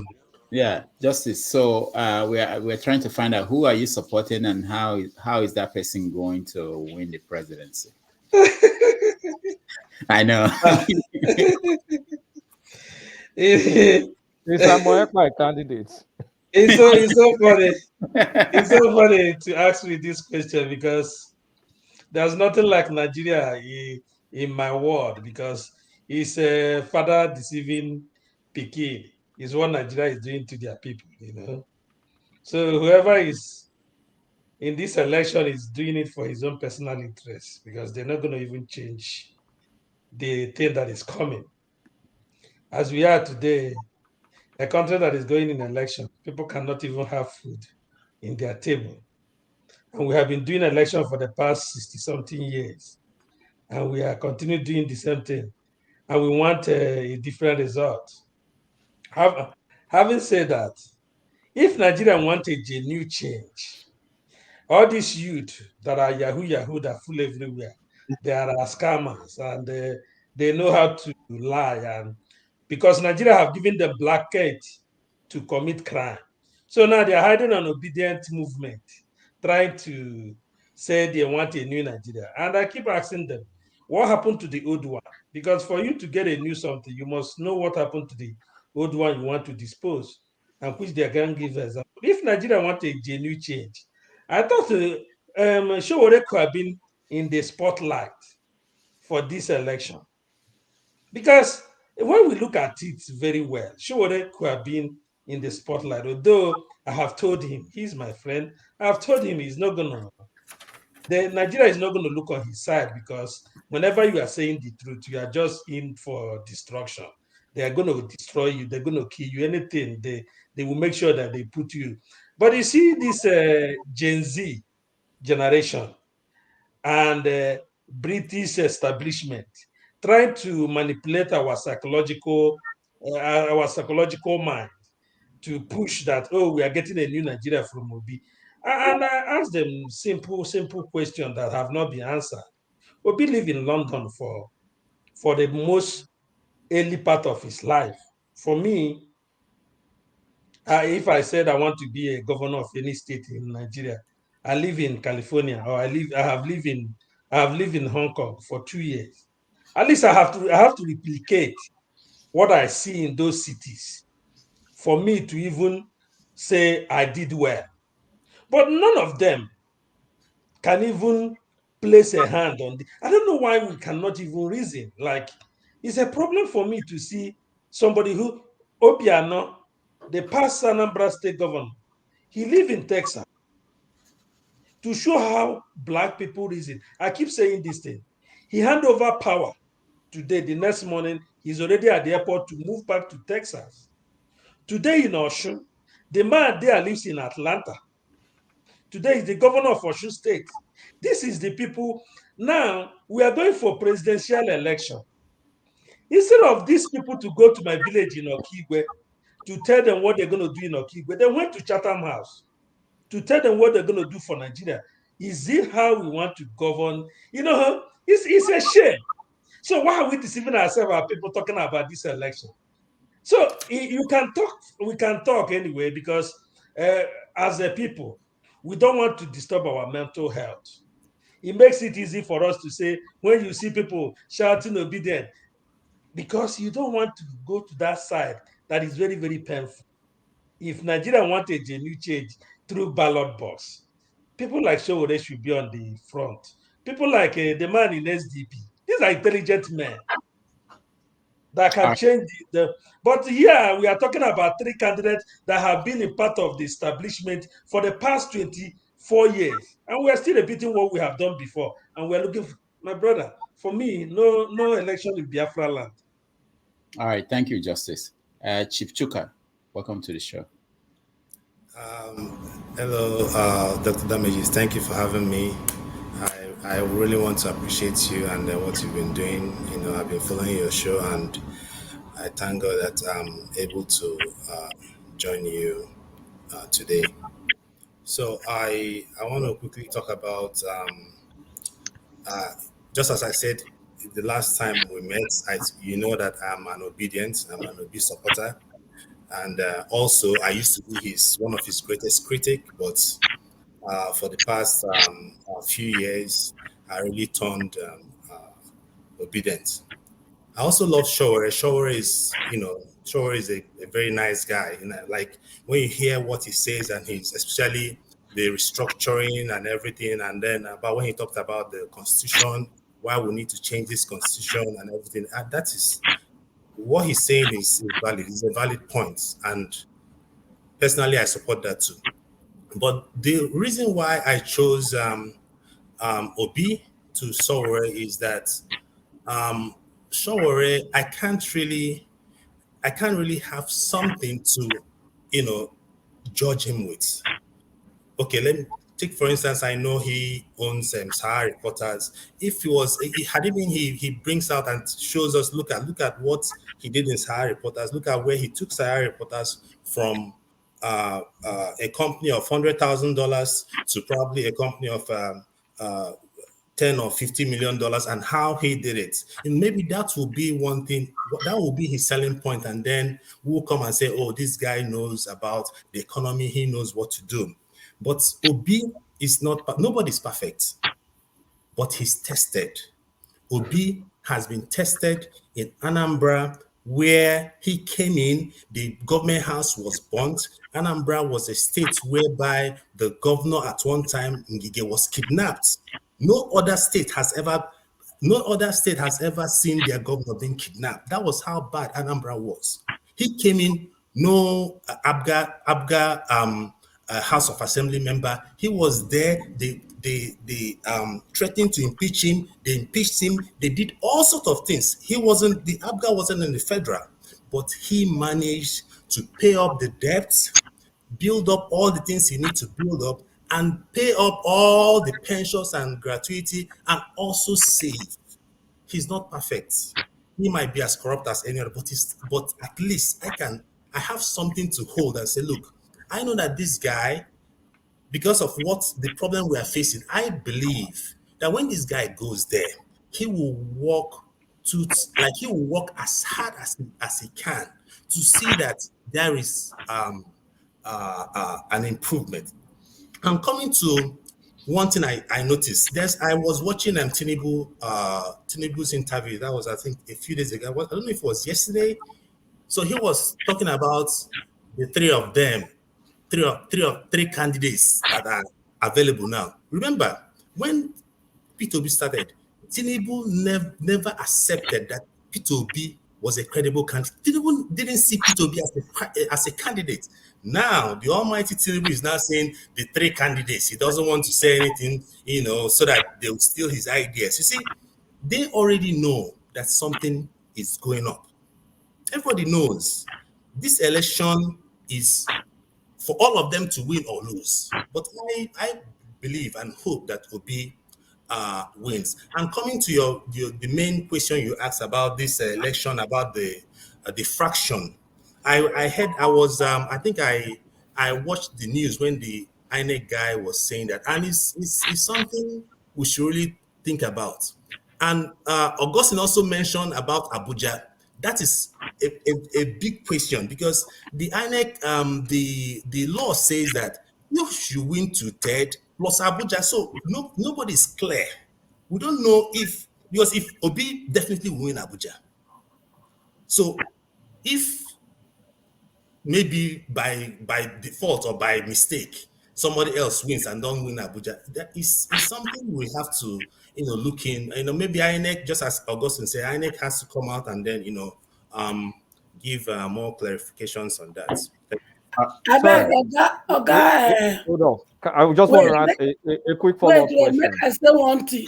Wait, Oga Chief Chuka, you surprise me well. You surprise me. Say Showore, make he can't give you account. How he take grow Sahara reporter. You know Sabi. Dr. Damage is a product of Showore. Is that not enough? Do you know his what? Keep it real. Is a product of Showore. Do you know her what? God bless you. God Only bless you, these two people. Only these two people is what the politician you people are claiming. These are product of Showore. We are not talking of other of his network. And you look at these two people who are doing great by working with Showore before they start their own. And you are here telling me, say, Showore not get any network to provide for you. I beg go re-examine your score brain and not tell that about my son this evening, because you just provoke my spirit now. All right, thank you. And Hecho, calm down. Yeah, you there for this one. Coming down from your. Can I respond? No. Hecho, calm down. This one. Calm down, beg. Calm down. Who is saying calm down? Rudolph, I want to ask a question to the obedience in the house. Yeah, Kulata, go ahead. Yeah.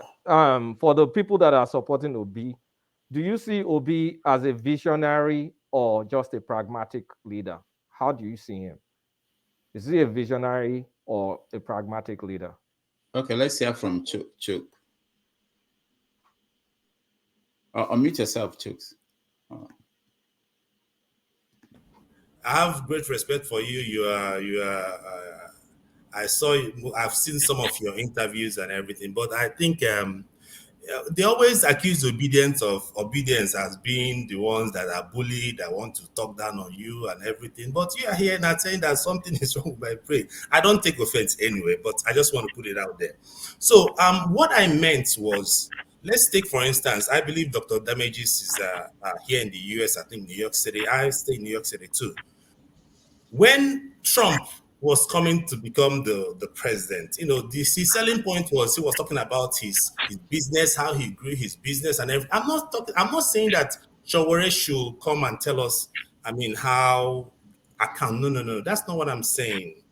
That's what I'm saying. But what I'm saying is, if you are talking about Nigeria is a country, you have to talk about. We are talking about the economy. We are talking about security. We are talking about so many things. If you're going for a job interview, for God's sake, you have something you hold. I say, look, I did this. I have this McDonald's store. I grew it from 1 store to 3 store. You know, like that, those are the selling point. And I told you that I do like the man. You know, that I don't have anything wrong. I'm a Sowore supporter also. You know, so that is where I'm going. I'm not saying that. I'm not insinuating that he should come out and start doing to give us account of how. No. That's not what I'm saying. But economy of 200 and something million people are at stake, and we have to at least know, because if Sowore has been somewhere, we can say, okay, no one can come out and say, oh, all the people when they somewhere, one that don't put since 1960, what did they give to us? So that one that they thought this foolish thing, they vest me. Una don't employ experience in court. No, don't say that. Give to us. Don't say that. What are they giving to us? Don't say I that. asked a question. I asked a question. Listen, Not a don't Sowore question. I asked a question, please. I want to answer Obedient Kulata's question. Okay, Austin, Thank answer you. Kulata. Now, I will say that Obi is both visionary and pragmatic. So now let's start with the. Can you give examples of both? Now let's go with the pragmatic nature. Now, Obi has done something in Anambra. When he came, he looked at everything. Now, even before this election, Obi is somebody who does case study. He went to Egypt to look at the power sector. He has seen, you know, the normal statistics he has gotten from other places. How do they do it here? How do they do it here? Even the ones he has not seen before, he has not done before. Like there was a question they asked at Chatham House.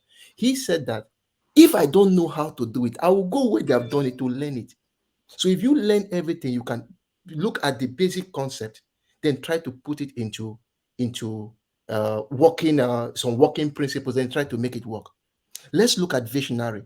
In the case where every country or maybe any establishment should always prepare for the rainy days. We saw how he saved money to prepare for the rainy days in Anambra.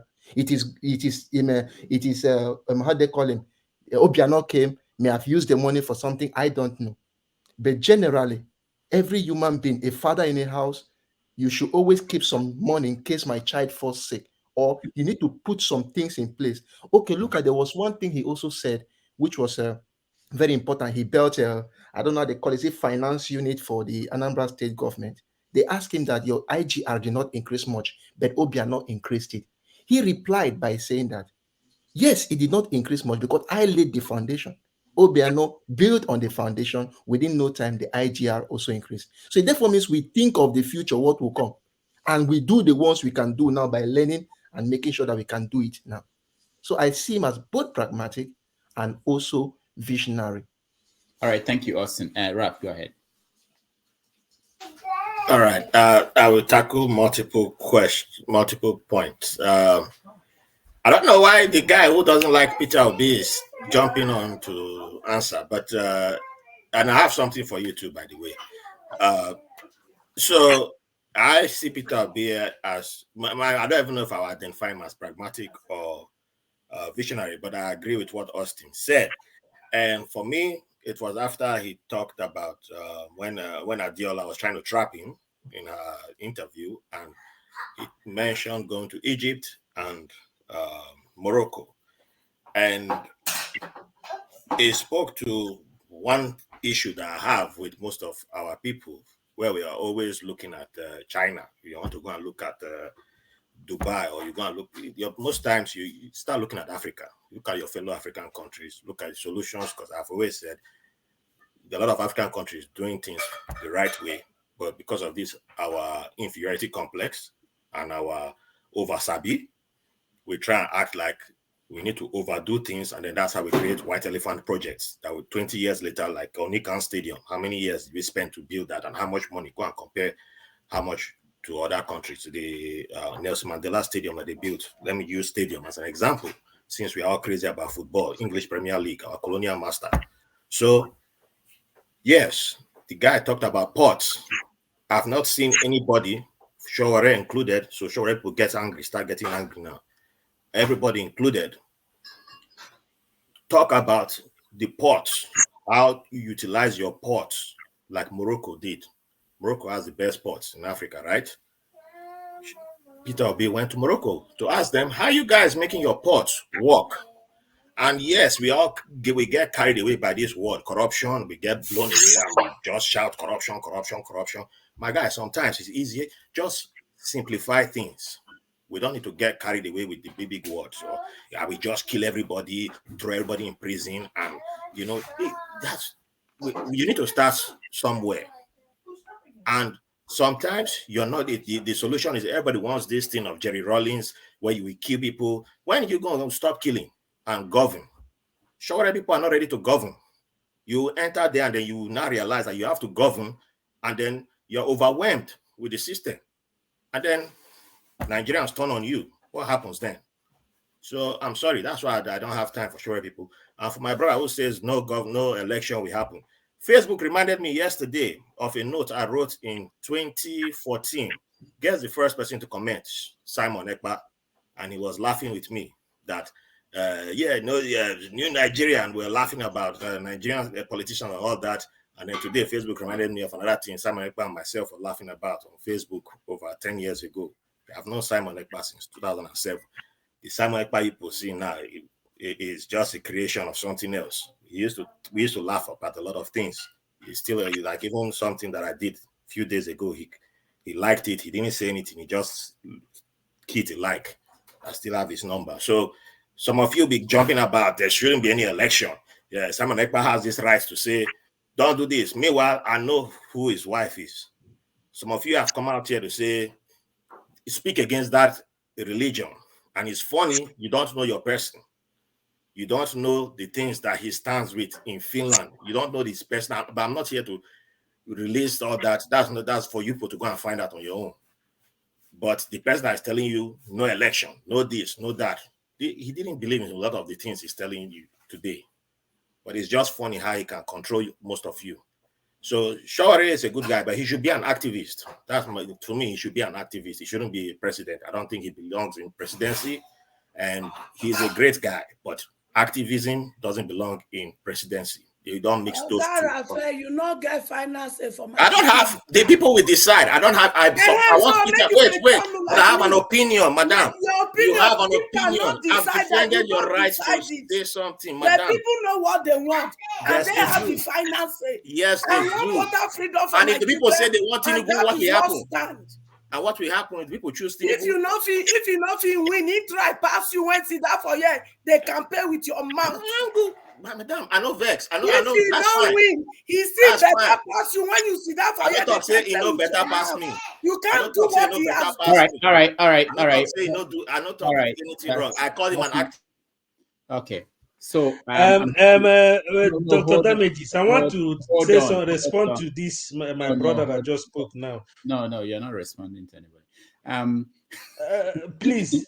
So I want to say something. No, Justice, you have to hold on. I will call you when it's time. I want to say something. Actually, Justice brought up the issue of Showore and Adebayo. I want to announce that we are having what we call the definitive, maybe the final debate, political debates of 2023. And we announce here that Showore and Adebayo and Kachuku are confirmed that they will come in for the debates on Sunday at 12 noon New York time. So let me play you guys what we have for that debate. Iroko Post Media Group Inc., in association with Iroko Post TV, invites you to the definitive debate of the 2023 presidential election season. Non-partisan Nigerian journalists Sonala Olumense, Okendebe, Farouk Berogi, and Rudolph Okonkwo, with nearly 200 years of combined experience in the profession, are pleased to invite you to the definitive presidential debate of 2023. Date: Sunday, February 19, 2023 at 6 p.m. Nigerian time, noon in New York, 7 p.m. in South Africa, 4 a.m. in Australia. The program will be televised in and outside Nigeria and carried live on all social media platforms. Here are the presidential candidates invited. All Progressives Congress Parties Bola Tinubu, People's Democratic Parties Atiku Abubakar, Labour Parties Peter Obi, New Nigeria People's Parties Rabiu Kwankwaso, Social Democratic Parties Adewale Adebayo, Action Alliances Hamza Al-Mustafa, African Action Congresses Omoyele Sowore, African Democratic Congresses Dumebi Kachiku, and People's Redemption Parties Kola Abiola. Several TV stations and social media platforms will televise the debate. Please join us. All right, so that's about the debate. So this time on Sunday, we will be talking to some of these candidates. I'm not sure yet. We have the deadline of today at 12 midnight to get the responses of everybody else. All right, so I hope you join us if you can next week. Who wants to say, Kulata, are you okay with the answers they gave you? Oh, Justice. All right, Justice. Oh, you know, there's something this one Nigerians always try to play game. You know, they want to make us look like some of us, we are not one Nigeria. Most of us here have been in politics. We carry Nigeria with our head and we are ready to die for it a few years ago. This, you can come here and tell us, Simon, do this and this, he believe in this. It doesn't matter. All of us have come to realize that Nigeria is not going to work. Because you were born, now you are 40-something years old. Nigeria have not even changed a little bit. And you are here coming to tell us Peter Obi's have a vision. Do you know what is vision? Go and read, go and know what is vision. At least it's the show already build a platform today. Everybody is now using online platform to send their news. Show was the starter. And you here telling me, trying to say that narrative that we don't know who Simon Ekpa is, we don't know his wife, is bullshit. Because I don't know why you are bringing those things.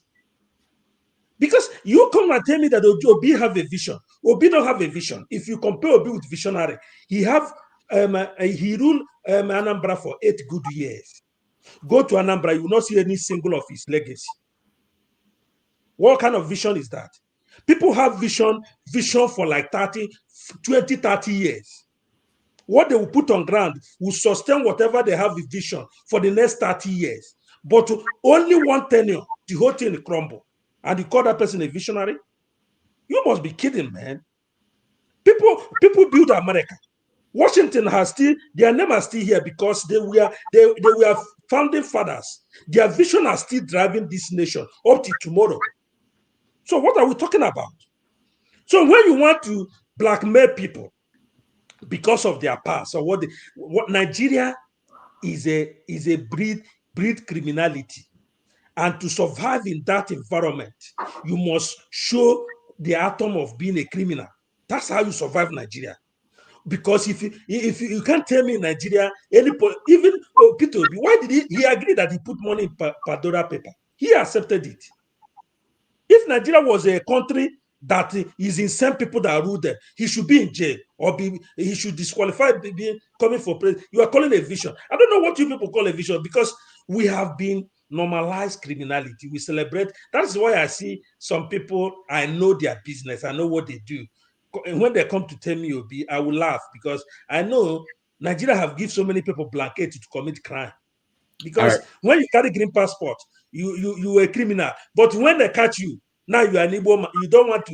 You want to answer Nigeria when you're a criminal. But when you become a footballer, you want to go to your village and become Igbo man or Yoruba man. This is what we are doing. Let's stop deceiving ourselves, please. Justice, thank you.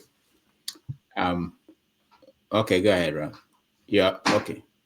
I want to bounce. So I know my brother he don't really have any point to make because I was just waiting for it. But all I was hearing was, I get it. You're militant when it comes to Sowore. I hear you. I supported Sowore in 2019, but that was a mistake, and I can admit it publicly. But take it how you feel. If you support somebody and you can't take you can't take criticism, then it's the same thing people say about obedience, right? And so I don't know what to even tell you guys, but it's so funny to me. You're saying It's not about my criticism. brother, It's not about bring. hold on. Why should you I bring didn't his interrupt you, wife? right? Why should I you bring didn't his wife? interrupt you. Why should you mention his wife? Oh, Simon Ekpa. Well, tell Simon Ekpa Raphael Harry. If you ever talk to him, tell him Raphael Harry.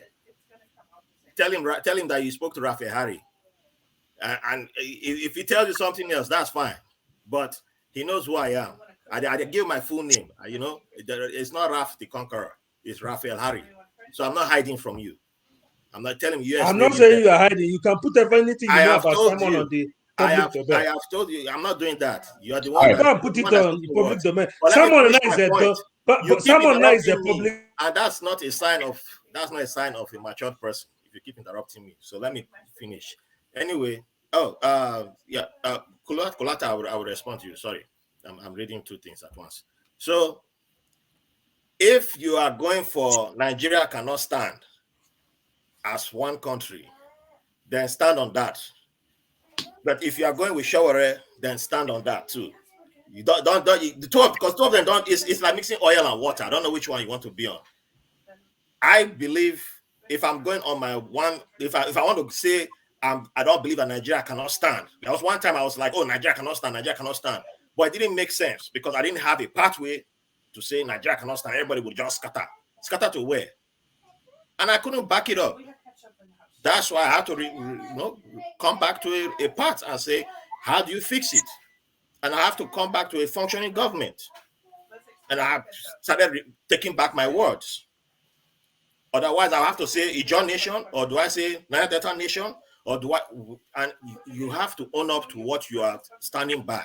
But I cannot defend what I'm standing by and just come and say people should go and die, go and fight war, fight against a nation, or fight. And people was easy on the internet to just come out with these things. And later I will say, oh, I'm standing with Shaware, but I'm saying Shaware today, but tomorrow I'm fighting against Nigeria. No, and if Shaware wins power and it doesn't deliver within 4 years, then I'll say back to the bush. Everybody shoot gun. No. So it's up to you. I'm not telling you which side to stand on. You have chosen. You say you're a warrior for whichever. That's fine. Do whatever you want to do. It's up to you. You are entitled. I believe what I believe in is that you are entitled to your opinion. That is where I stand. But you should be able to back it up. And when you come here and you say something that's upside down and you are doing the left and right and you're going to lie down and upside, people will challenge you. Words have consequences. And when people challenge you and you cannot back it up, don't get angry. That's all.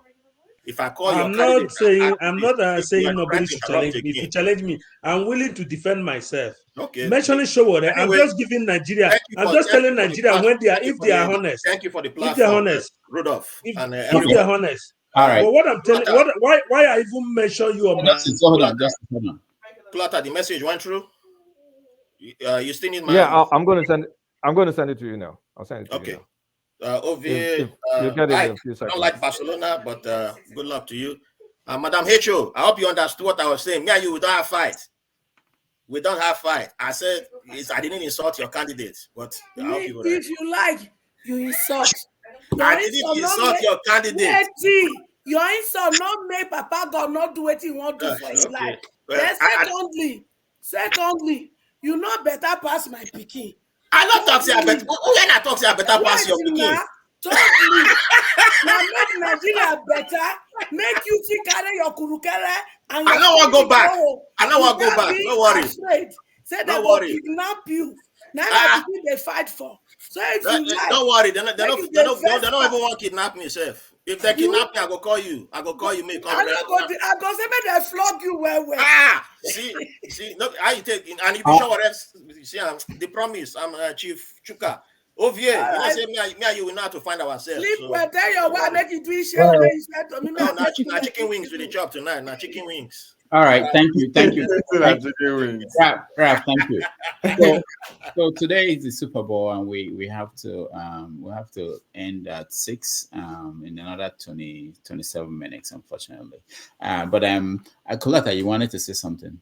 Yeah, I just wanted to follow up on my questions. There was a reason I asked that question, whether people see Obi as pragmatic or a visionary. By all evidence I've seen, I is a pragmatic person. But by the examples the people there have quoted, it doesn't speak to me like an example of a visionary. Austin said he saved money. Saving money in a government is one of the most transient thing because the next person will just come in and blow up the savings. So that doesn't leave a lasting legacy. Savings is not a lasting legacy. That's why I question Austin's example about Obi being a visionary. But was he pragmatic? Yes. Someone that can save money is a very pragmatic person. But now, the next example that was given as a visionary was going to Egypt, for example. Going to Egypt after the fact that the federal government, via the late Abakari, had already signed a deal with Siemens in Germany. So for me, when I saw that Egypt thing, it felt like a stunt because the process was already in place. We already had the deal with Siemens. So going to check what Siemens did in Egypt while the Nigerian government is already engaging in Siemens with Siemens didn't show like vision. So it's one of the reasons why I look at maybe while I think of Obi as a very, very pragmatic person, I just think, okay, what's his lasting legacy in the states that he governed? That answers that visionary question for me. Like, what's the lasting legacy? Like, okay, because in 8 years, there's really not, you can't do much in 8 years, but at least you can leave a footprint that outlives you, either by personnel or by infrastructure or by a program or by something. So that's why I was maybe people that know better than me. Student Maybe pass they can answer that. Student pass WAEC. Yeah, okay, but fair enough. Students pass WAEC. Kwakwan Soak student too, then do WAEC. I know say them pass, but then do WAEC. No, that guy get to university. He's a PhD holder, my friend. He built 2 university holder during his time. 2 universities, they are still existing. I don't define paperwork. I hope Nigerians will send a petition against this pastor that carry AK-47 come church today. I hope Nigerians will write a petition. You know, they are good in writing petition. Which pastor is that? I didn't. He's a house on the rock pastor in Abuja. House on the rock. He came church with AK-47. Okay. I hope people like Ovia will mobilize their people to write petition. That guy now, house on the rock now, no be papa be unless you could be father now, right? No, Paul at the Farasi Church for Abuja. Yeah, the guy Abuja pastor branch. Yes, he came with the AK-47. So when people are saying people who are seeking for their freedom and violence, pastors are supporting them all. So let everybody get ready to write the petition. You know, when people open their mouth, they can talk, but when it comes to action, everybody now become hypocrites. All right, let me play this so that we can talk about the final weeks of the campaign. What are they doing, and what do we expect? Because for too long in this country, we have allowed people to come, tell us one thing, and when they go into office, they do another thing. We can no longer take it. You either do what you tell us, or please, you leave our office, so we can hire somebody else. Daddy and I, all your country has done in the past 20 years is to produce insecurity, to produce poverty, to produce joblessness, to produce idle strife, fuel scarcity, or one form of suffering or the other.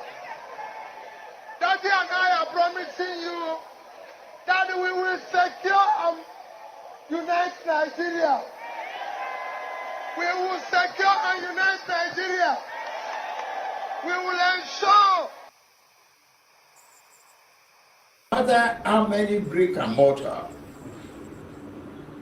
of steel and metal, how many concrete you put around, how much of it that you build.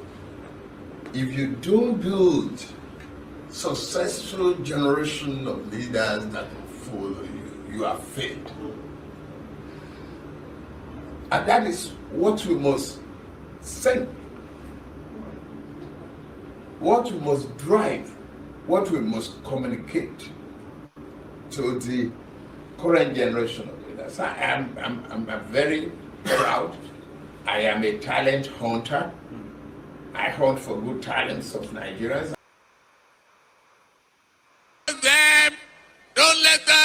Don't let them lie to you about change of currency. They've never understand what inflation is all about. They never understand what money laundering is all about. They never understand keeping our currency in the dark corner of their room. To change and torture, move the exchange rate from 2. Bola Ahmed Tinubu was famously, shown to say the Bala Balu. No, that's something I can't understand. Is there no other way to say that? No. But if he sleeps, it's okay. True. It's not true. What is true then? Doctored. It was doctored. It was doctored. You do I'm realize... telling you, it was doctored because we showed the real original video clip on TVC. Why would and you... then it was broken into snippets and thrown on the social media. All right. So 13 more days. All these things will be over. And maybe we'll get our lives back. I like the guy Cap, So what are you expecting? Do you think there's anything that will drop that will change the outcome of this election? I'll start with you, Ike. We're rounding up now. So everybody, Ike, I'll go that way. Thank you, Dr. Damage. Listen, I think this 13 days that is remaining, we are in for more surprises. I did say it in this your platform and other platform I used to. I told them that this election, we have not even seen the worst of what is going to happen. These 13 days is going to be more than what you have been hearing since they started campaign, because this is the last week of the last fight. And every of them are positioning themselves of how to put down one other person or the other. But I think personally for myself, I think 85 to 90% of Nigerians has made up their mind who they're going to vote. And I think that I believe that the election is going to go on and is going to be free. Nothing is perfect. I sincerely believe that there's going to be, complaint here and there, but I don't think that is going to be the situation that will affect the general conduct of the election. And also, I think that the security agencies, they have a lot of work to do. This remaining 13 days, my brothers and sisters, is going to be hot in Nigeria politically. Midnight game. People are going to dig out so many things you never think about. This 13 days that is remaining, Nigerian politics, African politics, a lot of things is going to take place. But the thing is this, at the end of the day, on 25th of February, if God keep each and every one of us alive, election will come and it will go, and we remain Nigerians. And no matter whoever you support, I am obedient, and I cannot, even if you put the gun on my head, I'm an obedient, and I want a new Nigeria, and I want it through P2B. It doesn't change anything. If he doesn't win, I'm still a Nigerian, and Nigeria continues. If Kwankwaso wins, we all will still celebrate that, because all we're talking about is that we don't want to see APC or PDP near the Asorok. It doesn't matter who wins.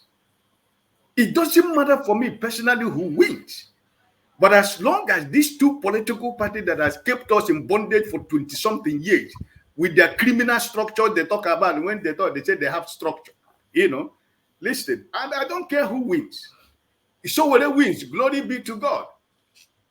If the SDP man wins, glory be to God. But the CPDP and APC, this is just every day I pray. This is my prayer. None of these two political parties should go near power anymore. So I think Nigerians have taken that position. So listen, let us remember that we are Nigerians. We are neighbors, we are friends, we are colleagues. After this election, we shall be Nigerians, okay? So thank you and God bless you. We'll see some other time. Thank you. Thank you so much. On Sunday, right? On Sunday, yeah, we have the debate on Sunday. Why is my candidate not there yet? What is your problem? Oh, it's his problem. Well, we know by midnight today. We know whether he is coming. Okay, you have to try to make it possible because I know you don't want him to come to We your channel. invited everybody. All the people we invited everybody you saw there. So if they come, it's up to them to decide. Ovia, is Kwankwaso coming? That's the incoming president now. All right. The promise, you're next. Okay, thank you, Dr. Damages. All right, so well, just like Ike has said, the next 13 days is going to be going to see a lot of things. Activities are going to heighten up. Political parties definitely they're going to play their utmost game to see that they win or do what they can to either defame the other party or positions and all that stuff. But what the die for me, I think the die is already cast. Those who will vote, and people who are going to vote have already decided. They've made up their minds who to vote. Because we only have just 13 days, so already the die is cast. I mean, coming 20 and the 25th of February, we all know who wins. But I hope and I pray it will be.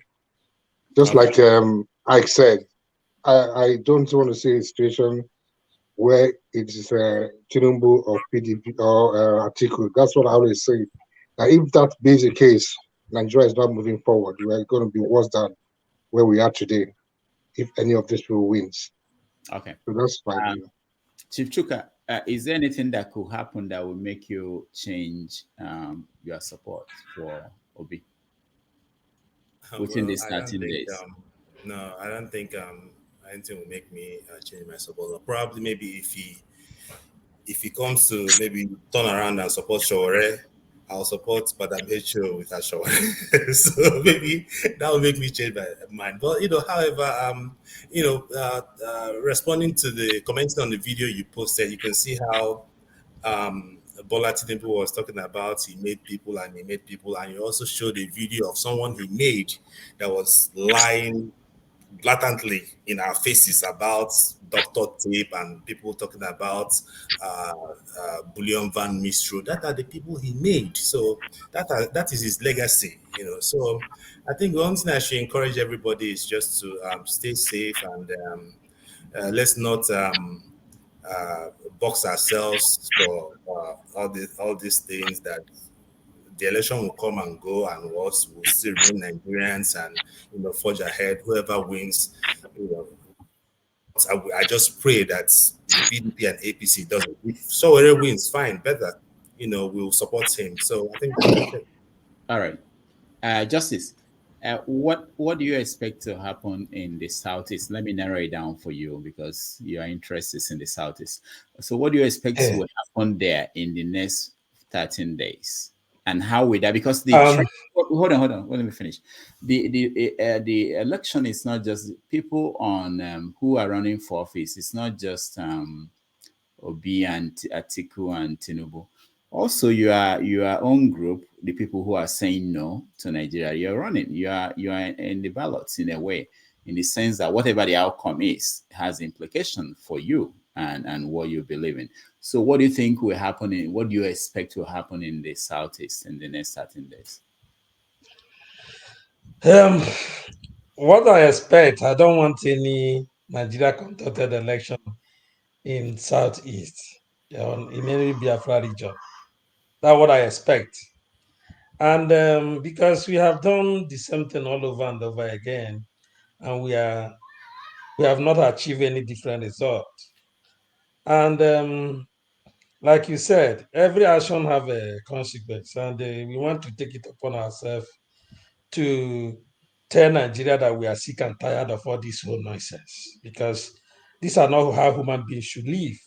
I know some people don't like it, but I tell them that they should understand that what it takes is courage of few to win for many. Because right now we are trying to go to election, but people that you want to count their vote, for example, Obi come from the east, and Obi expecting 7 million votes from the eastern part of Nigeria, but people were massacred in Enugu, which will be the part of which are the numbers he's supposed to count upon, and he never make to condemn people who carry that act. And these people, you want me to support them? And somebody is saying like, in the what we are doing, that we are going to force people. No, nobody's going to force you not to vote. But what we are saying that sit at home to avoid these criminals called politicians. You know, Nigerians always make it look like in Nigeria, every election cycle, these politicians kill people. They murder human beings. And the worst part of, do you know the most painful part of it? After they kill and win the election, they will not buy a car and go to church and give testimony. This is how evil Nigeria can be. These politicians, I have been part of politics, and I know how they kill without even blinking of an eye. Every year they kill, they murder. Every Nigeria election comes with violence. But now we have studied Nigeria in different dimensions, and we are trying to advise our people. All right. It doesn't matter what you think about this Nigeria.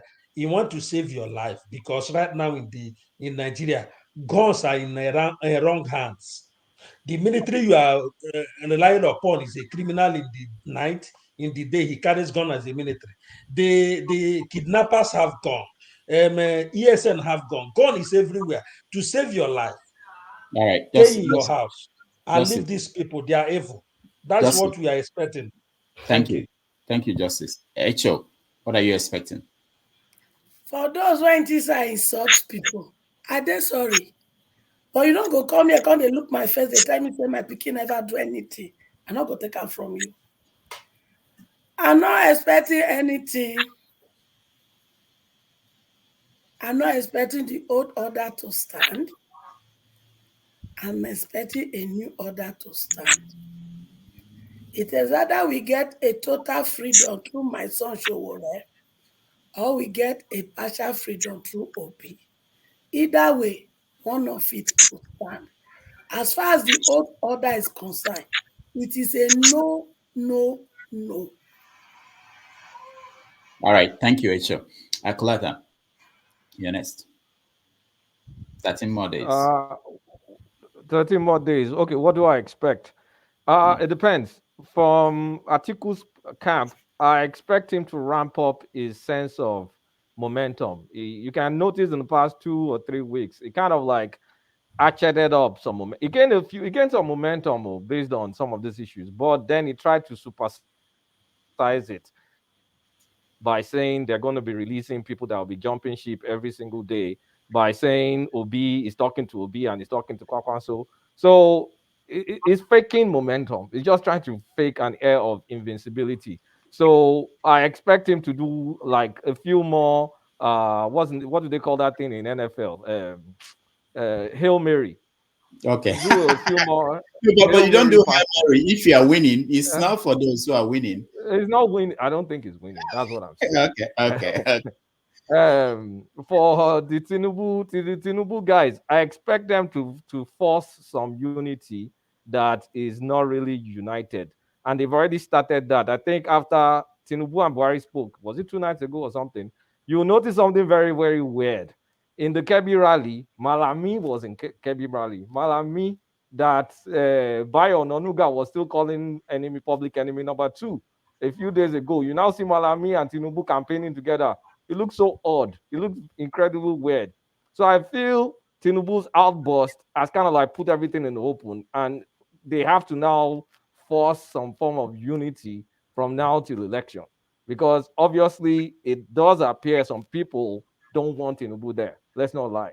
So, but his outburst just put everything on the table. Buhari, they had to address it head on. So you're seeing some form of fake unity thing going on.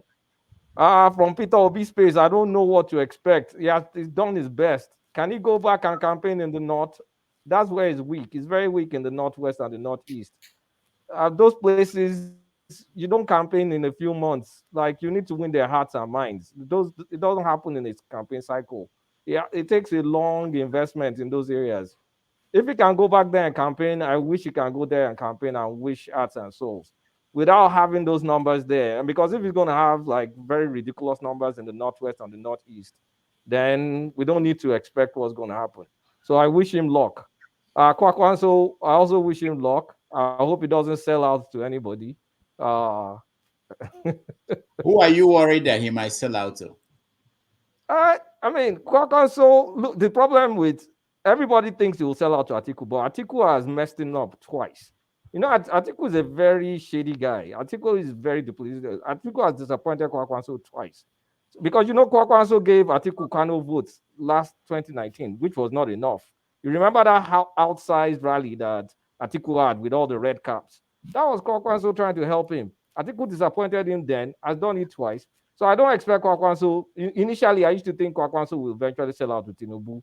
But the way I'm looking at it, I don't think he's going to sell out to anybody again. So a reverse course. I think Kwakwanso will go to election. But I mean, what is Kwakwanso going to do? The same thing. He cannot expect votes in the South. Is he going to do a miracle and get votes in the Southeast, South, and the Southwest? It's impossible. So Kwakwanso, I don't know. He tried. Maybe next time. That's how I see it going on. Unfortunately, Nigerians are going to understand their country in these elections. You guys think things have changed? You will understand that it is us. We elect our leaders. It's not by accident that we have the leaders we have. And the status quo is not changing. That's my prediction in 2 weeks' time. It's either APC or PDP. I'm sorry. We tried. All right. Thank you so much. I'll see you next. I think Ovia will catch you for road. But I don't see a lot to change in the next 2 weeks.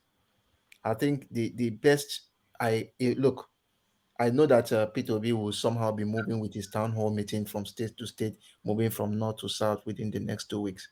But there's one thing I want to advise my friends in the APC. Look, Muna no gree me Tinubu talk. Me no they talk. When I just keep on somewhere behind. Because the more he talks, the more he loses points. So that's just the whole thing. Just prevent him from talking. Because if you allow him to talk too much, I'll tell every day where he talk, people they vex. Because even his supporters will not even know what to sometimes Papa go disgrace you, Papa, I better go sit down first. So that's just the whole thing. Then for Atiku, I don't know, he's playing really a very silent game. I don't know whether he's going in front or going behind, but I know he's going to be tough in that direction. For my Oga Kwankwaso, I still wait for the PhD. I don't understand how the thing they go. But I know that I don't expect a lot to change within these days. If there should be any significant change in anything, the only thing I will advise is stop Tinubu from talking. And before I forget, Oga Rudolfo, if Tinubu come rally next week, come debate next week, you know that I go bath naked. That may be the surprise. If he come next week, he might surprise the whole world and just show up, I am just telling you. If he shows up, hey, Jesus Christ of Nazareth. We wait for him. If he shows up, I give everybody watching this platform $100. $100. I'm telling you, Kulata, I'm telling you, you know this is a kind of bet where you know that you must win. If you show up, Obi go queue up to go ask question. So yes, well, the next 13 or 14 days, I kind of go with Mr. Ike. We're saying that more surprises. Any day you wake up, expect something, either for your candidate or against your candidate. Anything will happen.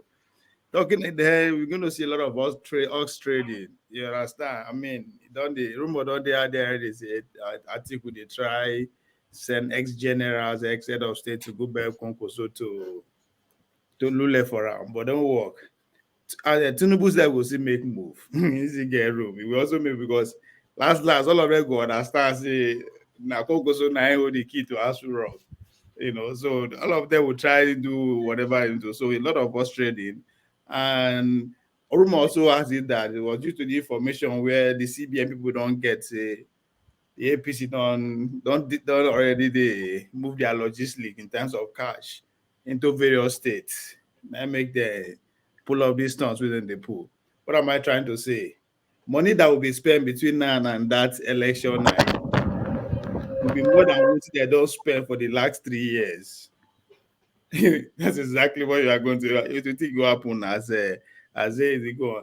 And again, because of the cabal, I believe they still have more weapons to put out there to shoot towards Tinubu. I believe they see more surprises coming. Now it depends on how the reaction will be from the other side. This is just me, you know, thinking ahead. It might not be like that, but there's a high possibility. And if it's a missile that will cause a lot of obvious damage, let them my feel first to postpone the election, just like the way Goodluck did because of insecurity. They postponed for like 2 weeks. It's also a strategy too. If you know that you get money, you are less spend and they go adjust that just to, you know. But so there's a possibility of the election being postponed for a couple of weeks. Rumor has it that Tinubu then can be asked for like 4 weeks, but you know, it could just be just a rumor. But will they benefit from a postponement? Who will benefit more? The big party will benefit more because they still have the resources, they still have the bar, still have the logistics everywhere. All right. Sorry, I forgot to mention, expect some action from CBN in the next few days. Yeah, so a lot can still happen. All right. Thank you so much, Ike. Thank you so much. There's no money. People are hungry. For Nigeria. Yeah. Anybody who still want to continue this conversation, I'm going back to my platform. We'll go live on my platform called La Politics. Okay, So you guys can join him. I'm watching the Super Bowl. Thank you, everybody. Ike, thank you so much for joining us. Tell them make them subscribe for my channel. Which one you did? Oh, I didn't know you have a channel. Tell them you are here. Tell them your channel. I don't know. H.O., what's your channel? Now two. One I'm Mama H.O. And then they do politics talk. Then ADG TV. And then they do charity work. Okay. All right. All right. So, Ovia, thank you so much for being here. Austin, thank you so much. H.O., thank you so much for being here. Chief Chuk, thank you so much. The Promise, thank you. And Justice, thank you so much. I'll see you guys. Media Group Inc., in association with Iroko Post TV, invites you to the definitive debate of the 2023 presidential election season. Non-partisan Nigerian journalists Sonala Olumense, Okendebe, Farouk Berogi, and Rudolph Okonkwo, with nearly 200 years of combined experience in the profession, are pleased to invite you to the definitive presidential debate of 2023. Date: Sunday, February 19, 2023 at 6 p.m. Nigerian time, noon in New York, 7 p.m. in South Africa, 4 a.m. in Australia. The program will be televised in and outside Nigeria and carried live on all social media platforms. Here are the presidential candidates invited. All Progressives Congress Parties Bola Tinubu, People's Democratic Parties Atiku Abubakar, Labour Parties Peter Obi, New Nigeria People's Parties Rabiu Kwankwaso, Social Democratic Parties Adewale Adebayo, Action Alliances Hamza Al-Mustafa, African Action Congresses Omoyele Sowore, African Democratic Congresses Dumebi Kachiku, and People's Redemption Parties Kola Abiola. Several TV stations and social media platforms will televise the debate. Please join us.